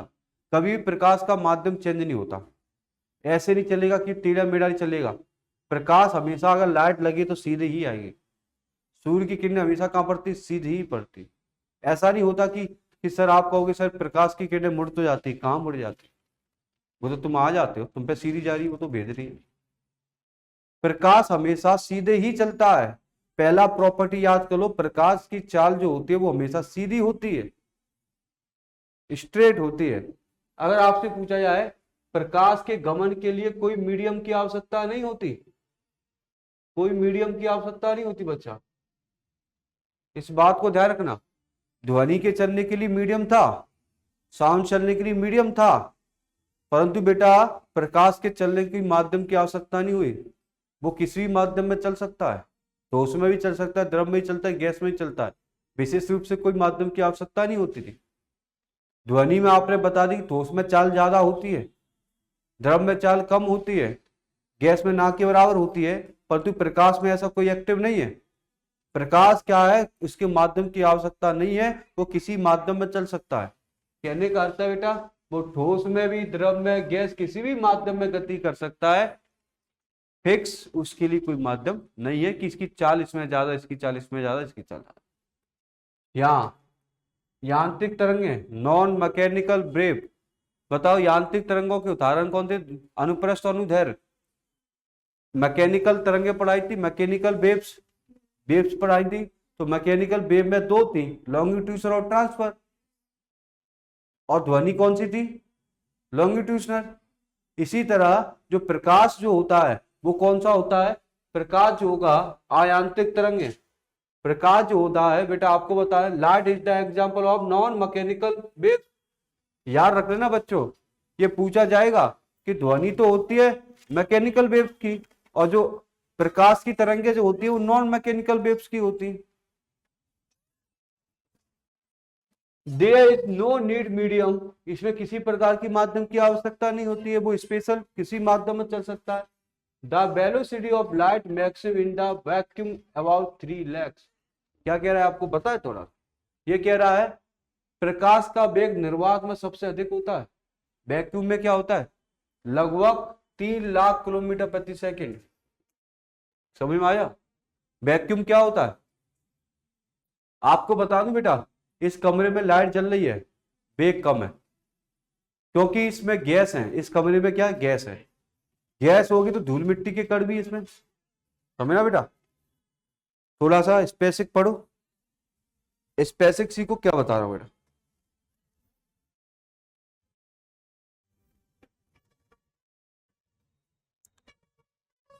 बेटा मैं बता रहा हूं निर्वात में, किसकी बात कर रहा हूं, निर्वात में।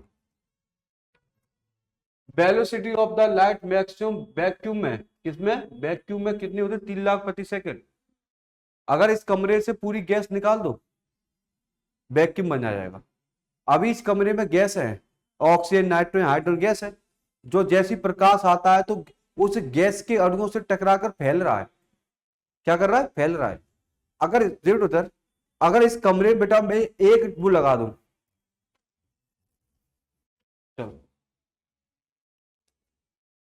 ये कमरा है आपका, ये कमरा है आपका, इस पे टॉर्च लगी है, बस। क्या लगा है? टॉर्च लगी है, ठीक है। और ये निर्वात है, वैक्यूम है। कैसा है? कोई इसमें गैस नहीं है, कोई इसमें कण नहीं है, कोई धूल माटी का नहीं है। तो बताओ ये प्रकाश, इसका जो प्रकाश जो होगा, लाइट जो होगी, फैलेगी या सीधी आएगी? लाइट क्या होगी? फैलेगी। यहाँ पर जो लाइट होगी फैलेगी या सीधी आएगी? बताओ। स्ट्रेट आएगी। बताओ, आप बताओ, फैलेगी या सीधी आएगी? दोनों में तो ऑप्शन आपके पास। अभी ये लाइट क्यों फैल रही है? तो एक एक लाइट को चालू किया है, वहां तक उजला आ रहा है, क्यों आ रहा है? पार्टिकल है इसमें, और पार्टिकल से टकराने पर प्रकाश क्या होता है? फैलता है। जब इसी में से पार्टिकल को निकाल दूंगा तो प्रकाश के टकराने की कोई जगह ही नहीं होगी, तो प्रकाश की किरणें कहाँ आएगी? सीधी होती। तो समझ में आ गया बेटा कि प्रकाश की जो चाल होती है हमेशा कैसी होती है? सीधी होती है। अगर उसके माध्यम में कोई आ जाए तो प्रकाश क्या हो जाता है? फैल जाता है। धूल माटी कण आए तो प्रकाश क्या हो जाएगा? फैल जाता है। प्रकाश क्या हो जाएगा? फैल जाएगा। इतनी बात याद रखना। समझ में आया? और देखो, तो प्रकाश की चाल बेटा निर्वात तुम पूछी जाए, क्योंकि प्रकाश वैक्यूम में टकराने के लिए कोई नहीं होगा। वैक्यूम में टकराने के लिए प्रकाश के लिए कोई होगा नहीं, तो वैक्यूम में उसकी चाल 3 लाख प्रति सेकंड में 3 लाख किलोमीटर चली जाती है प्रकाश की चाल। कब? वैक्यूम में। वैक्यूम में क्यों? टकराने के लिए उसके लिए कोई पार्टिकल नहीं है। प्रकाश का जल में चाल इतना याद रख लेना, पूरी चाल लिस्ट है तो लिस्ट में आगे छाप दी है। प्रकाश कैसी तरंग है बेटा? Transfer wave.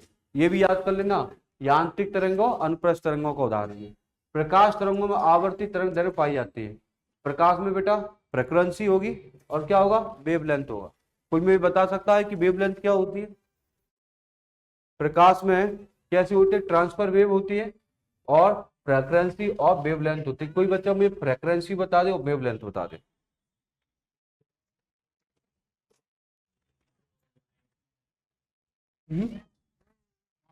वेवलेंथ वो तो फ्रीक्वेंसी बताओ, वेवलेंथ बताओ।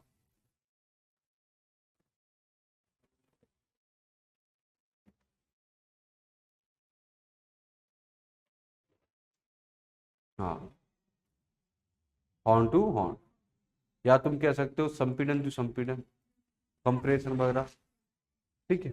और फ्रीक्वेंसी क्या होती है? हाँ, 1 सेकेंड में कंपन की दर को, बिल्कुल, फ्रीक्वेंसी। तो ये पॉइंट आप याद भूल मत जाना कभी भी। ट्रांसफर वेव, इसमें फ्रीक्वेंसी होती है, और ये इसके लिए नॉन मैकेनिकल वाला। ये प्रश्न भी बहुत इंपॉर्टेंट है, बाकी तो आप याद कर लोगे, पर इन प्रश्नों पर थोड़ा सा आप दिमाग दाल लगाते हुए रखो, ठीक है। देखो, निर्वात में क्या चाल होती है? 3 लाख किलोमीटर प्रति सेकंड की दर से होती है। जल में चाल कितना होता है? तारपीन का तेल में कितनी चाल होती है प्रकाश की? कांच में कितनी होती है? पत्थर में, नायलॉन। आपको जल में याद कर लेना, निर्वात में कर लेना, कांच में कर लेना, बस 3 याद कर लेना आप लोग, कि प्रकाश की चाल कांच में कितनी होती है, प्रकाश की चाल निर्वात में कितनी होती है, प्रकाश की चाल नायलॉन में कितनी होती है। ये सारी चीज आपको क्या कर लेना? याद कर लेना है, तो ठीक है। अब यहां पर कुछ सिद्धांत है। सिद्धांत, कोई सिद्धांत के बारे में बता सकता है? थ्योरी क्या होती है? सिद्धांत क्या होता है? पहला लेक्चर हुआ था बायो का, पहला लेक्चर मैं बताया।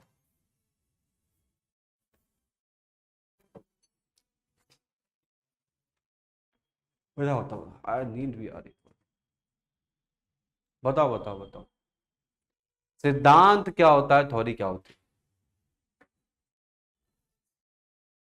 ऐसा सिद्धांत जिसे बदल नहीं सकते। क्या बताया था? ऐसा चीज इसे बदल नहीं सकते। अगर पेन को ऊपर फेंको तो वो नीचे ही आएगी। अमेरिका में फेंको, दिल्ली में फेंको, फेंको आगरा में फेंको, लड़की से पिकवाओ या लड़कों से पिकवाओ या पापा से पिकवाओ या मम्मी से पिकवाओ, वो वस्तु नीचे ही आएगी। तो इसी तरह सिद्धांत है। ये सिद्धांत काफी इंपोर्टेंट है, इसलिए इनके लिए अलग डायग्राम, अलग चार्ट। प्रकाश का प्रकीर्णन, कण का सिद्धांत किसने दिया था? न्यूटन ने दिया था। प्रकाश का कण का सिद्धांत जो दिया था न्यूटन बाबा ने दिया था, याद कर लेना बस, कण का सिद्धांत। प्रकाश का तरंग सिद्धांत किसने दिया था? हाइगेंस ने दिया था, हाइगेंस साहब ने दिया था। प्रकाश का विवर्तन सिद्धांत ग्रेमाल्डी ने दिया था।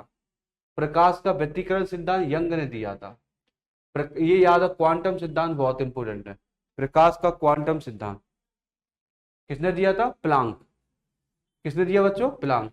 प्रकाश का विद्युत चुंबकीय सिद्धांत मैक्सवेल ने दिया। प्रकाश का फोटॉन सिद्धांत आइंस्टीन ने दिया। और प्रकाश का कॉम्पटन सिद्धांत वो कॉम्पटन साहब ने दिया। ये इतना इंपोर्टेंट है जितना जैसे खाना खाने का पानी इंपोर्टेंट है, इतना इंपोर्टेंट है यार। क्योंकि क्या पता इसी में से डायरेक्ट प्रश्न पूछा गया कि प्रकाश का विद्युत चुंबक सिद्धांत किसने दिया था, या डायरेक्ट पूछा जाए प्रकाश का क्वांटम सिद्धांत किसने दिया है, या पूछा जाए प्रकाश का ये वाला फोटोन सिद्धांत किसने दिया। या आपसे ये भी पूछ सकता है कि निर्वात में चाल क्या, जल की और कांच की चाल, ये आपसे बिल्कुल पूछ सकते हैं, बिल्कुल इसमें कोई भी वो नहीं है। अब आता है रिफ्लेक्शन ऑफ लाइट। कोई बच्चा मुझे रिफ्लेक्शन बता सकता है? मैंने इसके बारे में टोटल बता चुका हूं, पहले डायग्राम भी बना है, सारा चीज बना है। तो आपको सारी चीज यहाँ पर दोनों लैंग्वेज में लिखी है, तो बता सकते हो, बता दो। When light is incident on the approach surface, then after hitting the surface, it returns back to the same medium. The phenomenon is called the reflection of light. चल बताओ बताओ बताओ बताओ।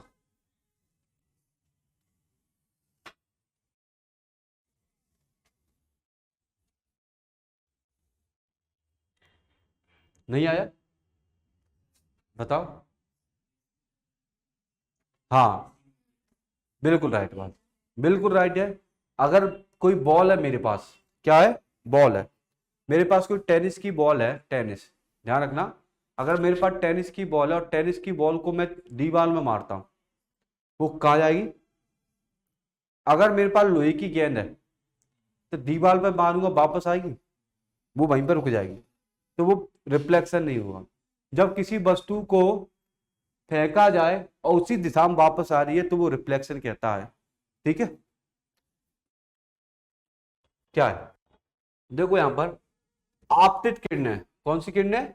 और परावर्तित किरणें और आपतित तीन है बेटा, इधर देखना। ये कौन सी किरणें? आपतित किरणें। चलो देख लो कौन सा है।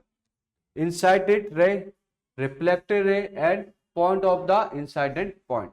ठीक है, तो ये जो किरणें जो है इंसाइडेड वाला आपतित किरणें, इसको हम क्या कहते हैं? आपतित किरण। क्या कहते हैं बेटा? आपतित किरणें मतलब कौन सा? इंसाइडेंट रे। आपतित किरणें आ रही है, किस पे आ रही है बेटा? पॉइंट, अबिल, इस पे आ रही है। ऐसे आई बेटा और टकरा कर क्या हो गई? उसी माध्यम में लौट गई, तो इसको क्या कहेंगे? परावर्तन। परावर्तन, रिफ्लेक्ट रे कहेंगे, परावर्तन रे कहेंगे, कहेंगे या बेटा? तो मैं क्या कहता हूं, आपतित किरणें और परावर्तित किरणों के बीच देखो यहां पर एंगल बना, इसका भी एंगल बना, आई बना यहां पर, और यहां पर कौन बना? आर। तो बताओ समान होंगे या भिन्न होंगे? क्या होंगे? देखो चित्र में क्या लग रहा है, देखो ये ऐसे आई, ऐसे आई, ये आपका अभिलंब बिंदु हो गए, ये कोण और ये कोण, तो आर आई, यहां पे बताओ आई आर, आई आर, बताओ। तो हमसे देखना आपतित किरणों और परावर्तित किरणों का जो कोण होगा वो हमेशा बराबर होता है। क्या होगा? सेम होगा। तो लिखा है एंगल ऑफ रिफ्लेक्शन इक्वल, कैसा होंगे? कैसे होंगे? इक्वल होंगे, same, and angle of the incidence. क्या कोई दिक्कत है? हमने ये बात कंप्लीट कर ली। आपतित किरणें, परावर्तित किरणें तथा आपतन बिंदु। आपतन बिंदु कौन सा होगा? ये वाला डाला जाए, तीनों को एक तल पर डाला जाए तो परावर्तन कोण का मान आपतन कोण की कैसा होगा? इक्वल होता है। परावर्तन का नियम सभी प्रकार के, ठीक है ध्यान रखना, चांदी याद कर लो, सबसे ज्यादा इंपॉर्टेंट है। चांदी प्रकाश का परावर्तन सबसे ज्यादा होता है। ठीक है, देखो इधर best example of the reflection of the silver. तो सिल्वर जो होती है रिफ्लेक्शन का सबसे अच्छा उदाहरण होती है। कोई दिक्कत है बच्चा? चलो, अपवर्तन क्या होता है? रिफ्रैक्शन। रिफ्रैक्शन। पढ़ो पढ़ो पढ़ो पढ़ो जल्दी से, जब ही आगे ले जाएंगे, जल्दी पढ़ो। इंग्लिश बना ले लो, इंग्लिश में पढ़ लो, एक बार हिंदी में पढ़ लो फिर इंग्लिश में पढ़ लेना दोनों तरफ से।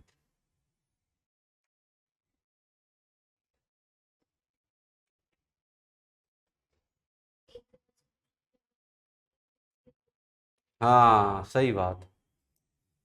When a ray of light enter from one medium to another, then divided from the path deviate, okay, then this phenomenon of light called refraction। क्या समझ आया? अगर आपको ये समझ में आया तो बहुत। जब कोई प्रकाश किरण एक माध्यम से दूसरे माध्यम प्रवेश करती है तो अपने मार्ग से क्या हो जाती है? विचलित हो जाती है। क्या हो जाती है? विचलित हो जाती है। एक चीज हो याद रखना, जब प्रकाश किरण, कौन सा माध्यम होना चाहिए? विरल माध्यम। और कौन सा माध्यम? सघन माध्यम। चलो इधर देखना, when ray light passes from the rarer medium और denser medium। डेंसर मतलब कौन सा होता है? सघन माध्यम। ये कौन सा मीडियम है? Rarer medium. इसी को कहते हैं विरल। कौन सा भैया? विरल। और डेंसर मतलब होता है सघन माध्यम। अब आपको सघन बता दूं बेटा, सघन माध्यम क्या होता है? सघन माध्यम जो विरल माध्यम होता है वायु। अगर कोई वायु होता है विरल मतलब फैला हुआ। रेरर मीडियम आपको पता है ये कौन है? विरल माध्यम है। और सघन माध्यम क्या होता है? कांच। क्या क्या बात होगी इसमें? कांच की बात होगी। ये बताओ, चलो ये बताओ, दोनों में पानी है, पानी सघन माध्यम विरल माध्यम है? बताओ बताओ। हाँ बताओ। सघन है, क्योंकि पानी के पार्टिकल पास पास होंगे। और विरल माध्यम हमेशा एक ही रहता है, वायु। कांच हो गया, लकड़ी हो गया, कुछ भी हो जाए, जो ठोस चीज होगी, पानी वगैरह, ये सब कौन होंगे? सघन होंगे, डेंस मीडियम होंगे। क्या होंगे? Dense medium. अगर मैं आपसे पूछूं, जब कोई प्रकाश की किरणें विरल माध्यम से कहां जाए? सघन माध्यम की जाए। अगर कोई प्रकाश की रेडियल मीडियम से कहा जाए? डेंस मीडियम में जाए प्रकाश की किरणें। अगर कोई वायु से प्रकाश की किरणें कहां जाए? कांच की हो जाए। समझ में आ रहा है थोड़ा? तो भी बेटा अपने बैंड टू बर द नॉर्मल क्या कह रहा है? तो अभिलंब की ओर क्या होती है? झुक जाती। कहां जाती है? झुक जाती। मेरी बात सीख रहे हो बेटा? देखो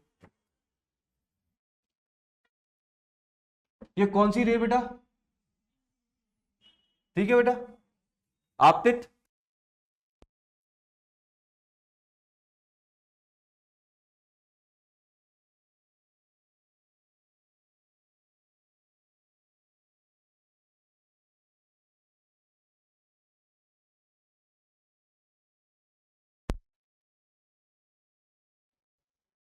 इधर देखते चलो बच्चे, थोड़ा सा बता रहा हूँ सभी को, थोड़ा थोड़ा थोड़ा थोड़ा सा वाइब्रेट हो। क्या कह रहा हूँ? क्या कह रहा हूँ? क्या कह रहा हूँ? हो गया?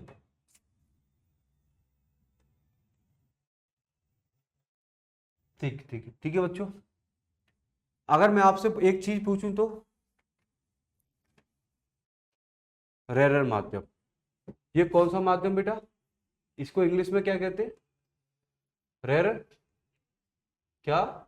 रेयर। इसको क्या कहते हैं? इसको क्या कहेंगे? डेंस। सघन कहेंगे बेटा। सघन माध्यम अगर प्रकाश की किरणें कहां से चल रही है? कहां से चल रही है? रेयर से कहां चल रही है? डेंस। तो वो झुक जाती है। क्या हो जाएंगी? अविलंब की ओर क्या हो जाएंगी? झुक जाएंगे। अविलंब डालते, हमेशा अविलंब डालते, वो हमेशा क्या हो जाएगी? झुक जाएगी। पहला पॉइंट सीख लेना। अगर हम अगर हम यहाँ की बात करें, अगर अब कौन आ गया, कोई प्रकाश की किरणें सघन माध्यम मतलब डेंस से कहाँ की हो जाए, रेयर, विरल माध्यम, सघन से कहाँ जाए, रेयर की हो जाए, तो अब क्या होगा,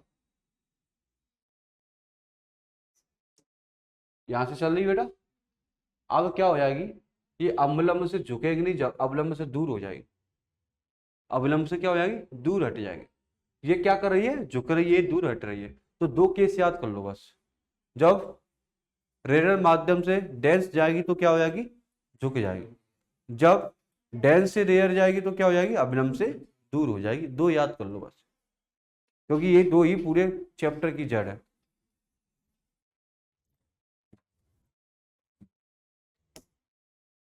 चलो बताओ, ये कौन से माध्यम से आ रही है,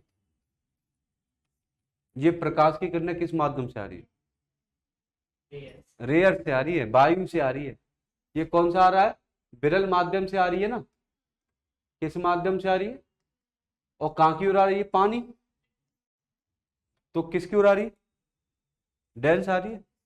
और आनी आकर बेटा देखो, जैसी आई तुम्हें यहाँ पर अविलंब डाल दिया, ये अविलंब डाल दिया था, तो बेटा अविलंब की ओर क्या हो गई है, अविलंब की ओर क्या कर रही है, झुक गई। अब समझ में आया कि नहीं आया, तो जब रेयर माध्यम से क्या आया, डेंस माध्यम की तरफ आई हमारी रे, रे आती है डेंस माध्यम की तरफ, रे आती है तो वो क्या हो जाती है, अविलंब की ओर क्या हो जाती है, झुक जाती है। यही तो बता रहा हूं बेटा, dense medium bend toward the normal, when ray of light travel from the dense medium to rare medium to move of the pro of the normal। ठीक, अगर ये बताओ, अगर ये बताओ ये कौन सा माध्यम हो गया विरल, कहां की ओर आ रही सगर, तो बेटा ये आपको चित्र में दिखाई तो दे तो रहा है ना, जानी की देखो, जानी कितनी चाहिए, तो ऐसे जाना चाहिए था सीधे ऐसे, परंतु वो किसकी हो झुक गई है, अविलंब।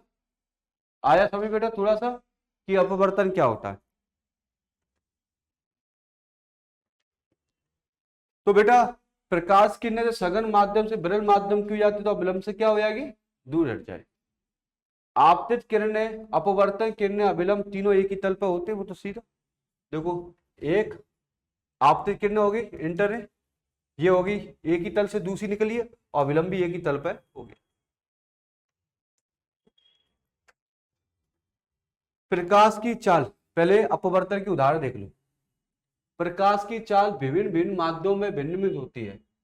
सघन माध्यम में प्रकाश की चाल क्या होगी, ये बताओ, कांच में ज्यादा रिफ्लेक्ट होती है वायु में, तो प्रकाश की चाल सघन माध्यम में क्या होगी, हमेशा सघन माध्यम में कम होगी, सघन माध्यम लिखा है, सघन माध्यम में क्या होगी, कम होगी, विरल माध्यम में क्या होगी, अधिक होगी। इसलिए जब प्रकाश सघन माध्यम से प्रवेश करता है तो जुड़ जाता है। इतनी बात याद रखना बेटा, जो रेयर माध्यम होता है, रेयर मीडियम में जो लाइट की स्पीड क्या होगी, रेयर में ज्यादा होगी। देखो ये अभी यहां पर कैसी है, ज्यादा प्रकाश है, फैल रहा है, प्रकाश इसमें क्या कर रहा है, फैल रहा है, और कांच में एक लट्टू जलाओ तो उसी अंदर रहता है बस। तो रेयर मीडियम में हमेशा प्रकाश की चाल ज्यादा होगी, क्या होगी, ज्यादा होगी, जबकि डेंस रेयर में ज्यादा होती है, और डेंस में क्या होती है, कम होती है। कभी भी मत होना। एग्जाम्पल याद कर लो, रात्रि के समय तारों का क्या करना, टिमटिमाना, पानी में डूबी गई छड़ का तिरछा दिखाई देना। पानी आपको, पानी में कोई लकड़ी डाल दो तो आपको देखना नीचे जाती थोड़ी तिरछी दिखाई देती है, और सिक्का डाल दो पानी में जो, तो आपको उठा हुआ दिखाई देता है। बाल्टी में डाल के देखना, कांच के गिलास में डाल के देना, कि आपको सिक्के को पानी के गिलास, पानी में डालोगे तो हल्का सा तिरछा उठा हुआ दिखाई देगा। ठीक है, पानी की टली में सिक्के को पानी डाला है तो उठा देगा। ठीक है, ये सारे सूर्यास्त से, ये वाला प्रश्न इंपोर्टेंट है। सूर्यास्त होता है, सूर्य डूबता है और सूर्य उगता है, तो सूर्य का लाल रंग होता है, तो वो किसके कारण होता है, अपवर्तनांक कारण। वही बात समझ में आई, तो अपवर्तनांक आपको समझ में आ जाएगा। ओके ओके, एग्जाम्पल आपको दी गई, इसको समझाने से पहले आगे वाला भाग समझा रहा हूं। ठीक है बेटा, व्यतिकरण बता सकता है कोई बच्चा, अगर जिस बच्चे ने व्यतिकरण बता दिया और मैं ध्वनि का भी व्यतिकरण बताया, इंटरफेरेंस ऑफ लाइट। इसको पढ़ने के बाद मुझे समझा दो ध्वनि का व्यतिकरण। मैंने आसानी से समझाया ध्वनि का व्यतिकरण। ध्वनि का व्यतिकरण बताओ जल्दी से जल्दी। ये लिखा है क्या? एक आवृत्ति की दो तरंगे एक साथ एक दिशा में मिलती हैं, वही तो वाला है डीजे वाला। डीजे बाबू मेरा गाना चला। दो समान आवृत्ति की दो तरंगे, वहां पर क्या बताया था? समपोषी विषमपोषी ऐसे कुछ था उधर। ये बताओ, समान आवृत्ति की दो तरंगे एक साथ आकर मिलेगी तो ऐसी का क्या हो जाता है? व्यतिकरण। क्या मैंने आपको साउंड में नहीं पढ़ाया? मैंने आपको अच्छे बीजेपी कांग्रेस वाले उदाहरण दिए थे, तो ये था। तो जब एक किसी माध्यम में एक ही आवृत्ति सेम, फ्रीक्वेंसी उसकी कैसी है? सेम है, और दो तरंगें एक ही दिशा में जाती है, तो जिस बिंदु पर मिलती है तीव्रता उस तरंगों की अलग अलग तीव्रताओं का योग के भिन्न होती। ठीक है, तरंगे समान कला मिलती है तो प्रकाश की तीव्रता अधिक तो होती है, और इसे वही कहला समपोषी विषमपोषी। मैंने वहां पर ही बताया था आपको, इसलिए यहाँ पर चर्चा नहीं करूंगा। ये एक याद रखना, श्वेत प्रकाश में साउंड के बुलबुले का रंगीन दिखाई देना। श्वेत प्रकाश जानते हो क्या होता है? इंग्लिश में क्या कहते हैं इसको? देख, कलर एप्रेंस। श्वेत प्रकाश क्या होता है पता है आपको? श्वेत प्रकाश नहीं पता? सात रंग का प्रकाश। आपका सूरज जो आ रहा है ना बेटा, आपकी प्रकाश की किरणें आ रही है, वो सात रंग की होती, उसमें सात कलर होते हैं। जो हम धूप में घूमते हैं वगैरह उसमें सात रंग के होते हैं, परंतु ध्यान रखना ये सफेद दिखाई दे रही है।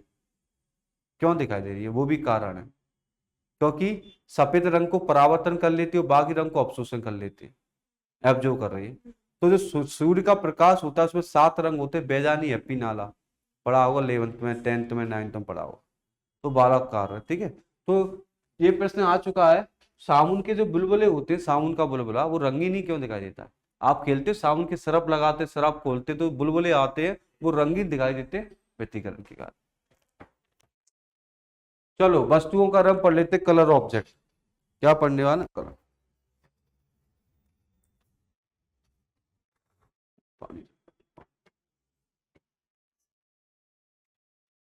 चलो बच्चों कलर देख लेते, कलर की बात कर ले थोड़ा सा। कलर की बात कर लेते, कलर क्या है?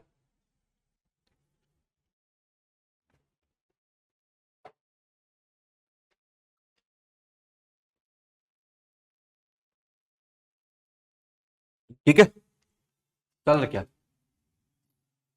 प्रकाश में रखी गई वस्तु जिस रंग के प्रकाश को परावर्तन अर्थात अपवर्तन द्वारा हमारी आंखों में भेजती उस वस्तु से हमें उसी रंग का कलर दिखाई देता। कुछ समझ में आया? देखेंगे, ये मेरी कमरे में शर्ट रखी है, आपको सफेद दिखाई दे रही है, इस पे क्या पड़ रहा है? प्रकाश। प्रकाश पड़ रहा है तो सात रंग आ रहे होंगे इसमें। मेरी शर्ट पर सात रंग आ रहे हैं, बेजानी हैप्पी नाला। या मान लो किसी ने काली शर्ट पहन ली है सफेद पर, तो सात रंग इस पे आए, तो इस शर्ट ने क्या किया? छह रंग को तो क्या कर लिया? अवशोषित कर लिया, और सफेद रंग को क्या कर लिया? परावर्त कर दिया। जब सफेद रंग परावर्तन हो रहा है वो तब आपको दिखाई दे रहा है। अगर आप पे बताओ ना बेटा, इस पे नीला प्रकाश डालो तुम, तो इसका कलर कुछ और दिखाई देगा, कुछ अटपटा बन जाएगा। श्वेत प्रकाश डालोगे ना, श्वेत प्रकाश, सूर्य का प्रकाश डालोगे, तो आपको बता दें, इसमें आपने कभी घूमने गए हो, डीजे पार्टी में गए हो, तो डीजे बजता है, वो लाइट बंद होती है, हरी भरी लाइट चलती, तो आपकी शर्ट का शाइनिंग देख लो अलग कलर की दिखाई देती है, दिखाई देती है, क्योंकि आपके अगर हरा प्रकाश डल रहा है ना, तो नया कलर बनना है आपके साथ। इसी तरह आपको बता दें, जैसी प्रकाश पड़ता है, जिस प्रकाश जो वस्तु है जिस रंग को परावर्तित कर देती है, रिफ्लेक्ट कर देती है, वही हमें रंग दिखाई देता है। ये कारण होता है आपकी वस्तु का। ठीक है, वस्तु जिस किस रंग के प्रकाश में देखी जा सकती है, वह वस्तु किस रंग का परावर्तन करती है, जिस रंग का परावर्तन करेगी, अपवर्तन करेगी, वो उसी रंग की हमको कर का अवशोषित दिखाई देती है। ठीक है बेटा, जब गुलाब पर श्वेत प्रकाश डाला जाता है, गुलाब जो होता है सात रंग का प्रकाश डाला जाता है, तो लाल दिखाई देता है, ये तो बात है। और जो गुलाब होता है लाल कलर का ही होता है, लाल होता है। कोई क्या सर अब तो गुलाब कई वैरायटी के आते हैं, काला गुलाब, सफेद गुलाब, पीला गुलाब, हाँ वो तो वैरायटी है, पर हम लाल गुलाब की बात कर, जो सबसे अच्छा माना। लाल गुलाब पर क्या पड़ रहा है? श्वेत प्रकाश पड़ रहा है। श्वेत प्रकाश किसका होता है? सूर्य का होता है। तो बेटा वो कैसा दिखाई दे रहा है? लाल दिखाई दे रहा है, क्योंकि गुलाब केवल लाल रंग को क्या कर रहा है? परावर्तन, बाकी सभी रंगों को क्या कर रहा है? अवशोषित कर। लाल रंग को परावर्त कर रहा है, इसलिए लाल रंग दिखाई दे रहा है। अगर वो बैंगनी रंग को परावर्त करता, बैंगनी, काले रंग को परावर्त करता, काला दिखाई देता। जिस रंग को वो रिफ्लेक्ट कर देता है उस रंग की हमें वस्तु दिखाई देती है। यही चीज है बस। ये वस्तु का रंग हमको नहीं, ये सब प्रकाश का खेल है। सफेद क्यों? ये सफेद हमको दिखाई दे रही है, क्यों? क्योंकि ये सफेद रंग को क्या कर रही है? रिफ्लेक्ट कर रही है। इसी पर तुम दूसरा प्रकाश डालो, अभी सफेद मत डालो, आप लोग लाल पीला कोई प्रकाश डाल दो, इसका कलर भी क्या हो जाएगा? चेंज हो जाएगा, थोड़ा बहुत अटपटी सी लगेगी फिर आप। ठीक है। The colour of the light which is send to over eyes by reflection और रिफ्रैक्शन। तो ये सब मुख्य कारण किसके कारण होता है? रिफ्लेक्शन के कारण। ठीक है, ये सारे कोर्स आप पढ़ लेना। प्राइमरी कलर क्या होता है, सेकेंडरी कलर क्या होता है, पूरा कलर क्या होता है, इस पर भी चर्चा कर लेते हैं थोड़ी बहुत। प्राइमरी कलर, कलर क्या है, सेकेंडरी कलर क्या है, पूरा कलर क्या है, सारी चीज। ठीक है बच्चों। वे कलर जो किन्हीं अन्य रंगों के मिश्रण से प्राप्त नहीं किया जा सकते। मेरी बात सुनना। प्राइमरी कलर तीन नहीं है, ऐसे कलर जिन्हें बनाया नहीं जा सकता। ये बताओ, डिस्टेंबर कभी खरीदने गए हो? घर के पोतने के लिए डिस्टेंबर लाते हो, डिस्टेंबर क्या करते हो आप? वो एक कलर बताया जाए, चार्ट, जैसे मेरे घर पर दुकान है डिस्टेंबर की, मेरे बड़े भाई भाई साहब की दुकान है। तो जब हम जाते तो बैठते तो हमारे यहाँ कस्टमर आया, तो हमारे पास एक चार्ट होता है। आपसे पूछा जाता है भैया कौन सा कलर चाहिए, आप टिक कर दो, उसी तरह का बनवा देंगे, मशीन के द्वारा बन जाता है। उसने कुछ अटपटा सा रंग उसमें अटपटा सा रंग था, तो रंग तो वही है। मूल रंग पूछा जाए तो लाल पीला हरा, लाल पीला नीला, लाल हरा नीला, लाल हरा नीला, ये ऐसे रंग है जिनसे ही दूसरे रंग बनाए जाते हैं, ध्यान रखना। अगर डिस्टेंबर की दुकान पे हम बैठे तो उसने कहा कि भैया हमें कलर चाहिए, डिस्टेंबर चाहिए, तो हमने उसको चार्ट दिखा दिया। अब उसने कोई अटपटा सा कलर मांग दिया, तो हम क्या करेंगे? अब हम क्या करेंगे? इनकी मात्रा, इसकी मात्रा को कंप्यूटर में फिक्स कर देते हैं। कंप्यूटर फिक्स में दबा दो, वो अपने आप कलर को क्या कर लेगा? मिक्स कर लेगा। कलर कौन से होते हैं? तीन ही होते हैं। ऐसे कलर जो स्वतंत्र होते हैं, जिसे दूसरे से मिलकर बनाया नहीं जाता, बल्कि इन कलरों के द्वारा दूसरे कलर बनाए जाते हैं, इनको हम क्या कहते हैं? प्राइमरी कलर कहते हैं। प्राइमरी कलर आपके तीन ही है, ध्यान रखना, लाल हरा नीला, लाल हरा नीला, ये तीनों के तीनों कलर होते हैं, वो कौन से होते हैं? प्राइमरी कलर होते हैं। अब बताओ सेकेंडरी कलर क्या होंगे, बताओ? ऐसे रंग, ऐसे कलर जो किससे बनाए जाएंगे? Primary colour. ऐसे कलर जो होंगे वो लाल हरा नीले से मिलाकर बनाया जाता है प्राथमिक। देखो, हरा और लाल को मिलाओ तो क्या बन जाता है? पीला बन जाता है। सेकेंडरी कलर क्या है? तो आप सेकेंडरी कलर बता सकते हो कि ऐसे कलर किससे बनाते हैं? प्राइमरी कलर से। प्राइमरी कलर मतलब तीनों से मिलकर बनाए जाते हैं। जब आप लाल और नीले को, लाल और हरे को मिलाओगे तो क्या बन जाएगा? पीला। इस बार पेपर में आ चुकी है, पीएससी वगैरह में ऐसे पूछे जाते हैं, इसको हल्के मत लेना बच्चों, क्योंकि जब जिस दिन आप जो एक एक बात और सत्य आपको बताऊं, हकीकत, अगर आपने कोई सिलेबस छोड़ दिया है, आपने सोच लिया कि ये नहीं आएगा, वही आता है।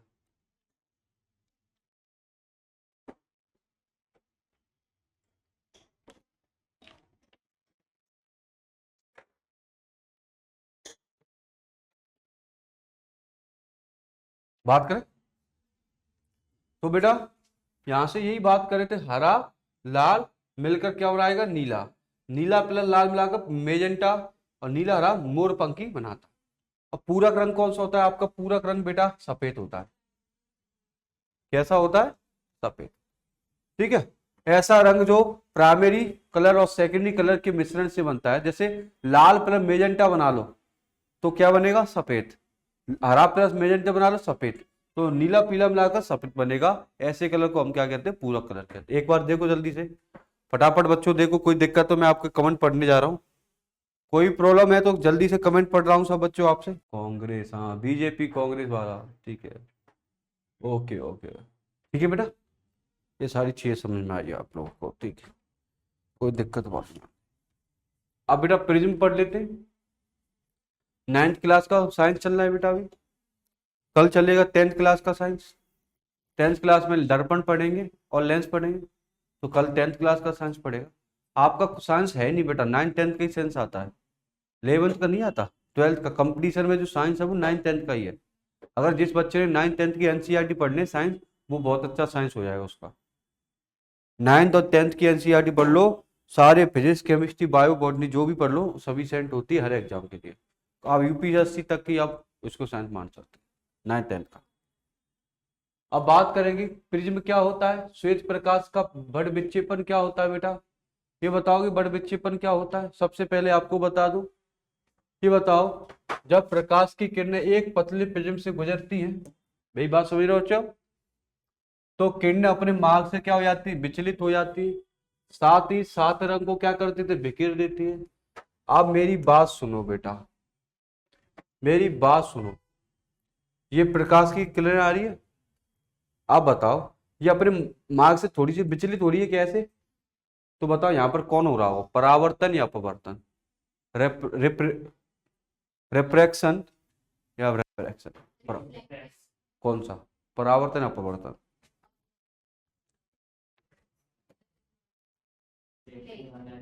सेकंड वाला सही है, क्योंकि हमेशा ध्यान रखना कि इसमें हमेशा जो भी होगा घटना होगी वो रिफ्लेक्शन अपवर्तन के कारण होगा।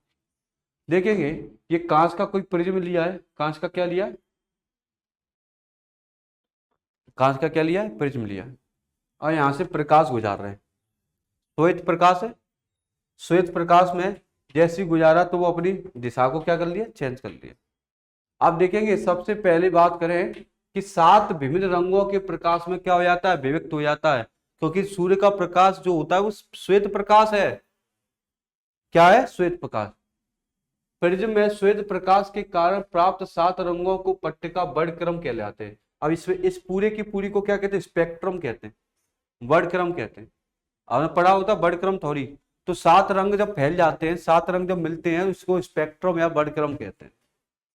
तो ये जो सिद्धांत बन गया कौन सा, वर्णक्रम का या स्पेक्ट्रम का बन गया, क्या बन गया, वर्णक्रम और स्पेक्ट्रम का बन गया। क्या मेरी बात समझ में आई, ठीक है। और सबसे पहले बैंगनी, सबसे पहले कौन सा रंग होता है, सबसे नीचे पूछी जाए तो यहाँ पर कौन सा, सबसे पहले यहाँ पर देख लो इधर, सबसे नीचे कौन सा होगा और सबसे ऊपर कौन है, तो सबसे नीचे आपको पता होना चाहिए बैंगनी होता है, और सबसे ऊपर कौन सा होता है, रेड होता है। ये भी आपको पता होना चाहिए, स्पेक्ट्रम में सबसे नीचे बैंगनी होता है, सबसे ऊपर लाल होता है। तो वही लिखा है, the band of the 7 colour absorb due the white light, the prism is called, white light मतलब श्वेत light, spectrum of the spectra, the sequence of colour this spectra is follow the, सबसे पहले ऑलेट फिर बाद, ठीक है। बड़ विक्षेपण की घटना, बड़ विक्षेपण क्या होता है, बड़ विक्षेपण क्या कहते हैं, नहीं लिखा वो स्पेक्ट्रम। ये बताओ प्रकाश आ रहा है, भड़क गया, प्रकाश आया, आया नहीं आया, सर आप कहोगे कहाँ आया है, प्रकाश आया, आके क्या हो गया, भड़क गया। तो ये जो घटना हो रही है ये वाली, उसी को क्या कहते हैं, विक्षेपण। ये घटना किसके कारण हो रही पता है आपको, अपवर्तन, एक परावर्तन था एक अपवर्तन था। तो इस पॉइंट को याद मत भूल मत जाना, ये बड़ विक्षेपण घटना किसके कारण होती है, अपवर्तनांक के कारण, ठीक है। वैसे पदार्थ में उसकी चाल कम हो जाती है, ठीक है बेटा। ये बताओ बैंगनी रंग की प्रकाश की चाल क्या होगी, आप देखना, आपने इधर एक चीज देखो, लाल रंग की, लाल रंग है, लाल रंग की प्रकाश की चाल, लाल रंग के प्रकाश की चाल, प्रकाश की चाल ज्यादा होती है, सबसे ज्यादा किसकी होती है, प्रकाश। और बैंगनी की क्या होगी, बैंगनी की क्या होगी भैया, कम होती। इतनी बात याद रखना, कैसे, क्या ये बताओ, लाल रंग के ही क्यों इस्तेमाल करते रेलवे वाले लोग, रेलवे में जो लाइट होती है, ट्रैफिक लाइट लाल रंग की होती है, रेलवे में जो लाइट लगी रहती है दूर दूर सिग्नल के लिए वो भी लाल होती है, हरी और लाल होती है। आपने बचपन में खेल खेला होगा, एक लाइट आती, एक पेंसिल। इतनी बात समझ में आई है क्या? बच्चों बच्चों बच्चों, आवाज गई, बॉस गई, बॉयस गई, बिल्कुल बॉस गई। अब क्या करें, आ गई बच्चा वॉइस। तो बड़े विक्षेपण को क्या कहते हैं? स्पेक्ट्रम कहते हैं। तो हम क्या कह रहे हैं बेटा? तो लाल रंग का प्रकाश की चाल क्या होती है? ज्यादा होती है। ट्रैफिक में देख लो आप लोग, रेलवे में देख लो, लाल का, क्योंकि वो दूर से ही दिखाई देती है। और बचपन में हम लोग पेंसिल से खेले जिससे लाल कलर की रोशनी निकलती लंबी, क्योंकि उसकी चाल ज्यादा होती है, वो फैलती कम है, उसका विक्षेपण क्या होता है? कम होता है। आगे बताओ, अगर मैं आपसे पूछूं लाल रंग की चाल ज्यादा है तो उसका अपवर्तनांक क्या होगा? अप मतलब विक्षेपण क्या होगा? बड़ विक्षेपण क्या होगा? भटकेगी कैसे वो? कम होगी। यही तो बोला है, सबसे ज्यादा अपवर्तनांक सबसे अधिक होता है। ये बताओ लोग, अपवर्तनांक क्या होगा? कम। ये बताओ बच्चों, जब लाल रंग की प्रकाश की पेंसिल लाए तो वो सीधी सीधी जाती है, तो चाल उसकी ज्यादा होगी, तो अब उसकी दिशा से मुड़ेगी तो नहीं, वो मुड़ती नहीं है, तो उसका अपवर्तनांक क्या होता है? कम होता है। उसका विक्षेपण कैसा होगा? कम होगा। इस ठीक है। और बैंगनी रंग का आपको प्रकाश की टॉर्च ले आओ, तो कुछ ही दूरी पर पूरी खराब, मतलब कि प्रकाश पूरी तरह से खत्म हो जाता है, तो उसका देखो बात इधर देख लेंगे, चाल क्या होती है? उसकी कम होती है। बैंगनी रंग की चाल देखो, बैंगनी रंग की चाल क्या होगी? तो मैं आपसे एक क्वेश्चन ही यहां से पूछ लूंगा बेटा, क्वेश्चन जब पूछूंगा तो उस पर कंफ्यूजन मत होना, बहुत से बच्चे कंफ्यूजन हो जाते हैं कि सर आप बैंगनी रंग की चाल क्या बता रहे हो। बैंगनी रंग की जो चाल होती है ना, बैंगनी रंग की चाल, वो कम होगी, और इसका अपवर्तनांक क्या होगा? अपवर्तनांक मतलब मुड़ना, खत्म होना, जल्दी खत्म हो जाएगी। तो अपवर्तनांक क्या होगा इसका? इसका अपवर्तनांक बेटा कम होगा। तो इस बात को ध्यान रखना, लाल रंग का विचलन सबसे कम होता है, वो अपनी साइड से विचलती नहीं। ये भी लिखा है, लाल रंग की तरंग दैर्घ्य, तरंग दैर्घ्य का मतलब लेंथ, लाल रंग की तरंग दैर्घ्य कितनी होती है? लंबाई ज्यादा होती है। बैंगनी रंग की तरंग दैर्घ्य क्या होती है? कम होती है। ये भी आप पढ़ते रहो, बता दिया। इंद्रधनुष बचा है, क्या बचा है? इंद्रधनुष देखा है सबने? सबने देखा इंद्रधनुष बनता है, तो इंद्रधनुष से दो ही क्वेश्चन आएंगे। इंद्रधनुष क्यों बनता है? तो सबसे पहले इंद्रधनुष वर्षा के आकाश में इंद्रधनुष बनता है अपवर्तनांक के कारण ही। किसके कारण? अपवर्तनांक के कारण। इसको याद रखना, अपवर्तनांक, पूर्णांतिक परावर्तन, ये सारी की चीज बनता है। इंद्रधनुष के पश्चात जैसे बारिश हुई ना, वर्षा, वर्षा के बाद जल की बूंदें बच जाती बेटा, कौन आती? जल की बूंद, सूक्ष्म बूंदों में दिखाई देने वाला प्राकृतिक स्पेक्ट्रम है। वायुमंडल में उपस्थित जल के सूक्ष्म बूंदों द्वारा श्वेत प्रकाश का विक्षेपण हो जाता है। जो बूंद होती है, बूंद, ये बताओ, जब हमारा कभी ये देखा है कि बारिश हो रही है तब इंद्रधनुष नहीं बनते? कभी नहीं बनेगा। बारिश होने के बाद, जब बारिश हो जाएगी तो बारिश की जो बूंदें बचती हैं आसमान में, वायुमंडल में छोटी छोटी बूंदें होती है, और उसी तरह से प्रकाश आ जाए, धूप आ जाए, तो बूंदों से धूप टकराएगा, तो एक प्यारा सा कलर बता देता है। जैसे कांच, हमारा जो कांच है, कांच से प्रकाश टकराता है तो प्रिज्म बन जाता है, तो इसी तरह बूंद भी तो क्या है? बूंद से प्रकाश टकराएगा तो 7 रंगों में बिखर जाएगा, श्वेत प्रकाश कहते हैं, वो अपवर्तनांक के कारण होता है। इंद्रधनुष सदैव सूर्य के विपरीत बनता है। क्या बनता है? सूर्य के अपोजिट बनता है। अगर सूर्य पूर्व में है तो ये विपरीत, ठीक है, पश्चिम में बनता है। किसमें बनता है? पश्चिम में। अब आता है भार और बलवारी, भार और बलवारी। तो इसका कल ही खत्म करेंगे, आज हमारी थोड़ा वीकनेस भी है, तो कल हम 3 घंटे की, 2.5 घंटे की, या जो भी होगा वो हम ले लेंगे। तो बच्चों, कोई दिक्कत है तो बता दो, मैं अभी देखते चल रहा हूँ, सबके कमेंट देख के चल लूंगा, ठीक है। आज थोड़ा सा स्थिति प्रॉब्लम है, तो आपको थोड़ा आज कम ही लिया है। तो कल हम बेटा यहाँ से हम पढ़ेंगे, पहले देख लेते हैं आपको, देखो आज भार वगैरह पढ़ लेंगे, ठीक है, और हम संवेग क्या होगा वो पढ़ेंगे कल,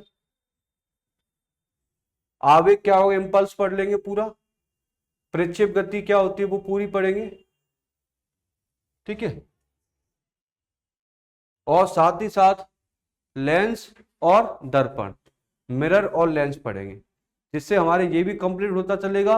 और कल 2 चैप्टर निपटा देंगे, लेंस और मिरर। तो हम लोग थोड़ा कल ज़्यादा देख लेंगे। आज ही पढ़ाने का मन था पर अब थोड़ा सा एनर्जी लेवल नहीं बचा है। तो बच्चों मैं आज की क्लास में आपसे विदा लेता हूँ, मिलता हूँ कल नई क्लास के साथ, नए चैप्टर के साथ, नई एनर्जी के साथ। ठीक है, कल धन्यवाद।